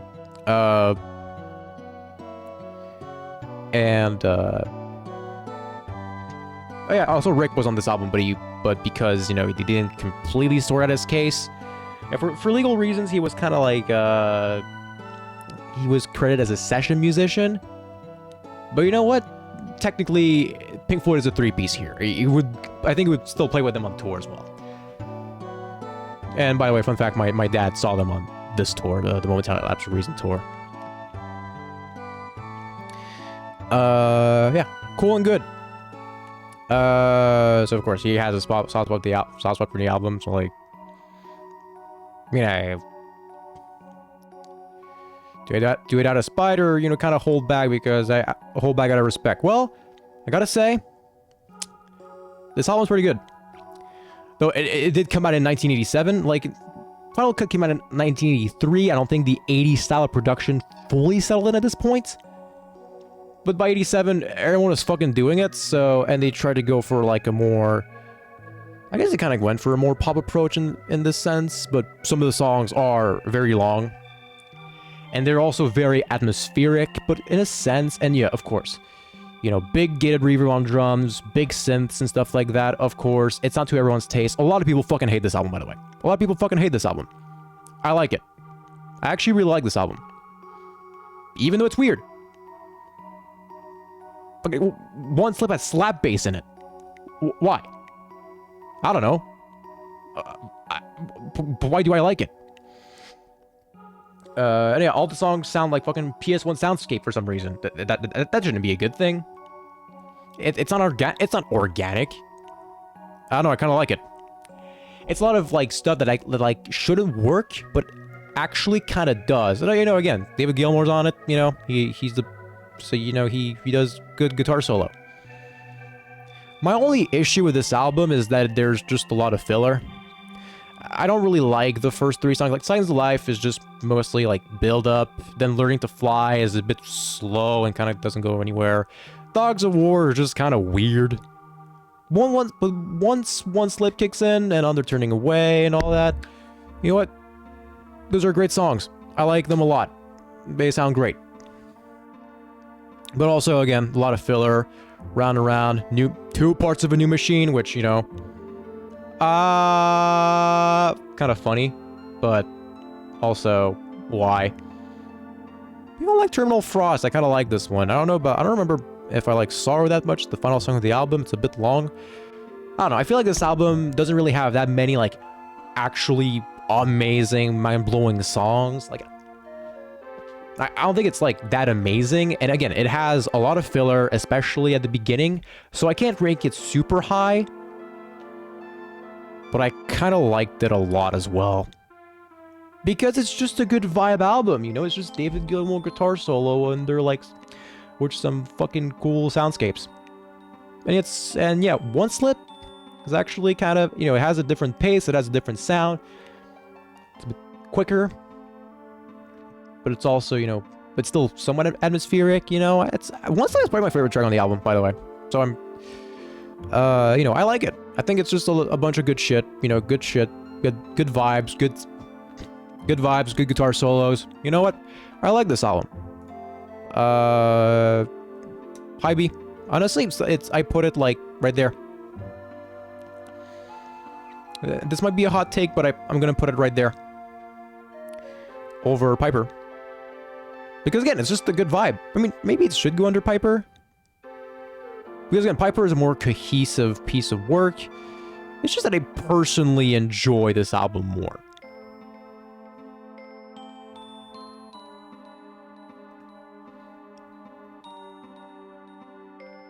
What do I?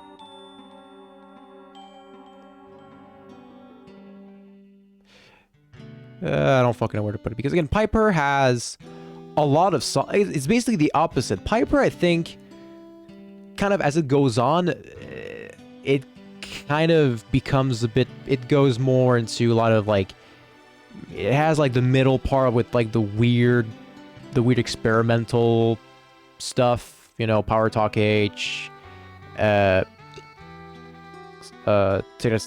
that Scope and Walk, and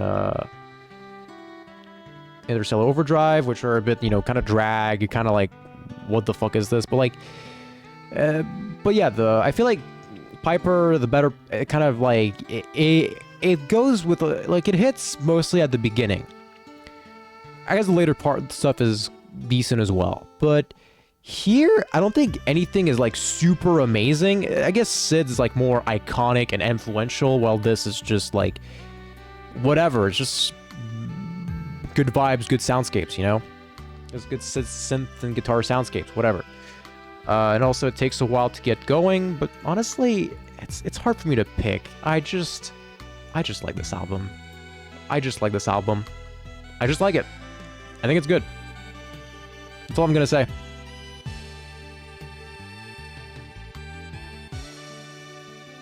Again, my ranking for the B tier could change at any point, because honestly, these two albums are pretty much tied.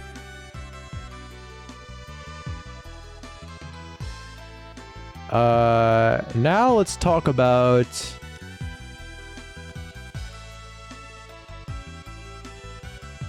the Division Bell. So it would take a good fucking while to write it, to you know, fucking give us a sequel. This is basically tour a lot, write a lot. Basically at this point, yeah, they were just vibing, they were just chilling.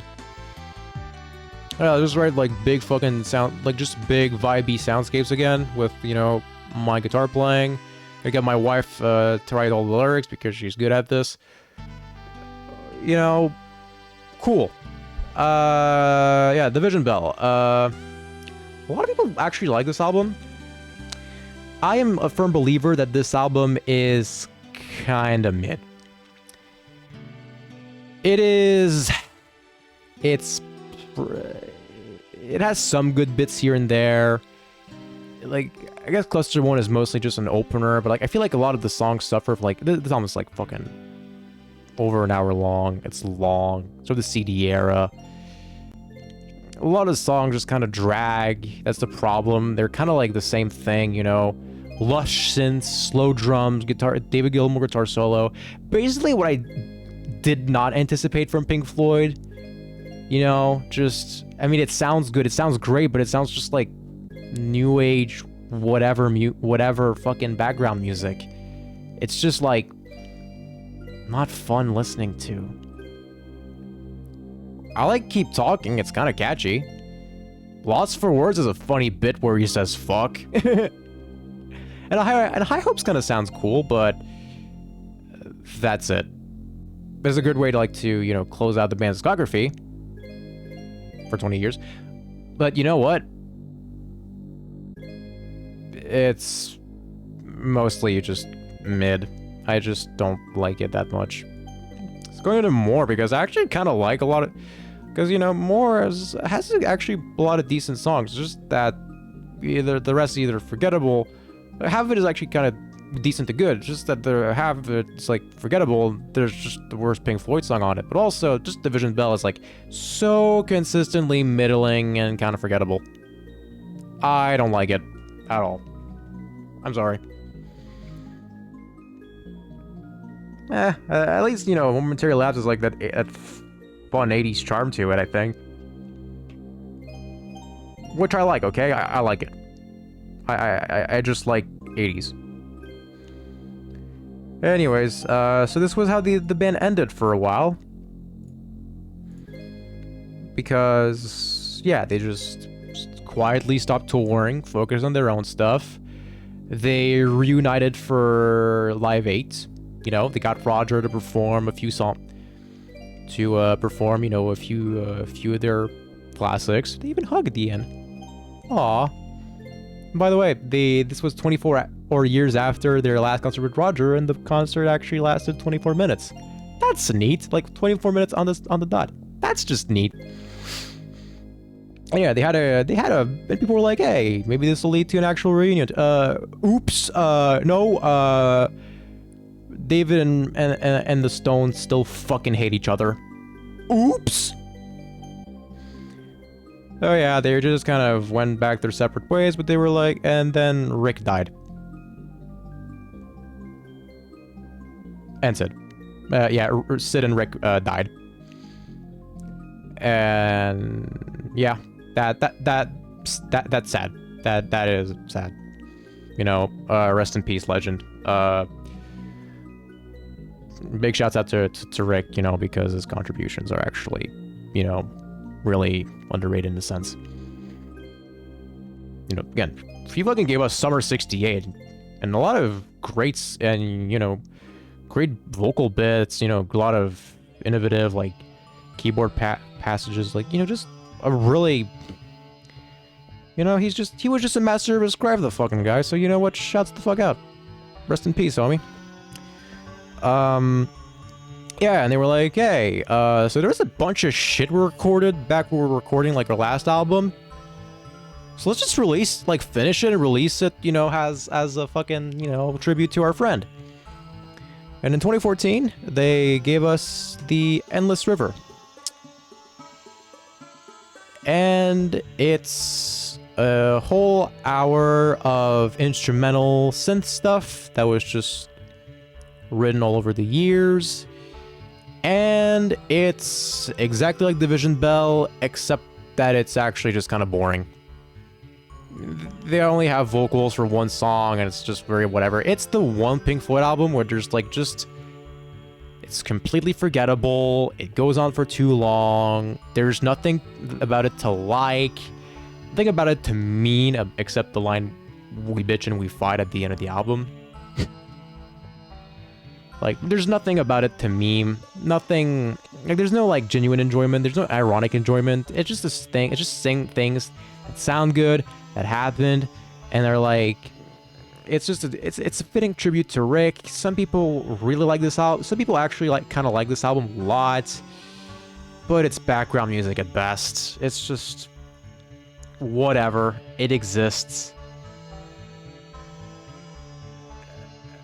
Honestly, hot take, because again, all my respects to Rick and his contributions and whatnot, but like, this is my least favorite Pink Floyd album. Hey, Homaguma has Careful with That Ex Eugene at least. I'll give it that. Homaguma has that. It has bits of Narrow Way. It has, you know, Several Species just for the meme. You know, there's some stuff that I like. There's some stuff that I like from Omaguma, even though it mostly just drags the whole time. There's just nothing I actually like from Endless River. It just happens. It exists. It certainly is one of the albums of all time. It certainly happened. And then it was done. You know, Pink Floyd, they were done after this. Because they never actually... Well, you know, technically, I guess you could say it ends. It actually ends at Division Bell. This is just like a bonus. This is an epilogue. And honestly, I'm like... But honestly, you know what? If you skip it, I cannot blame you. It's really nothing. It's an album that happened and exists. And then the band just disbanded again. Until this year where they made a song, you know, as like, in response to the whole Ukraine stuff. I never actually heard it. I don't think anyone actually likes it. Good cause.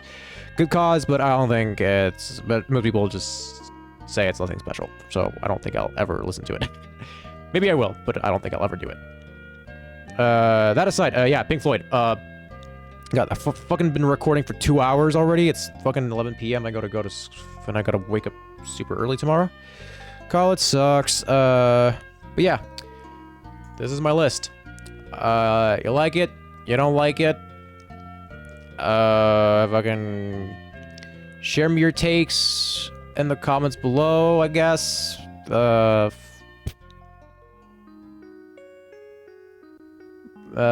You typical fucking YouTuber outro stuff and whatnot, whatever. Yeah, I don't know what else to say. Pink Floyd, great band. Love them. Sorry for the inactivity, I guess. I'm just busy with college and stuff like that, so... But hey, hopefully I do something, so... Anyways, guess I'll see you later.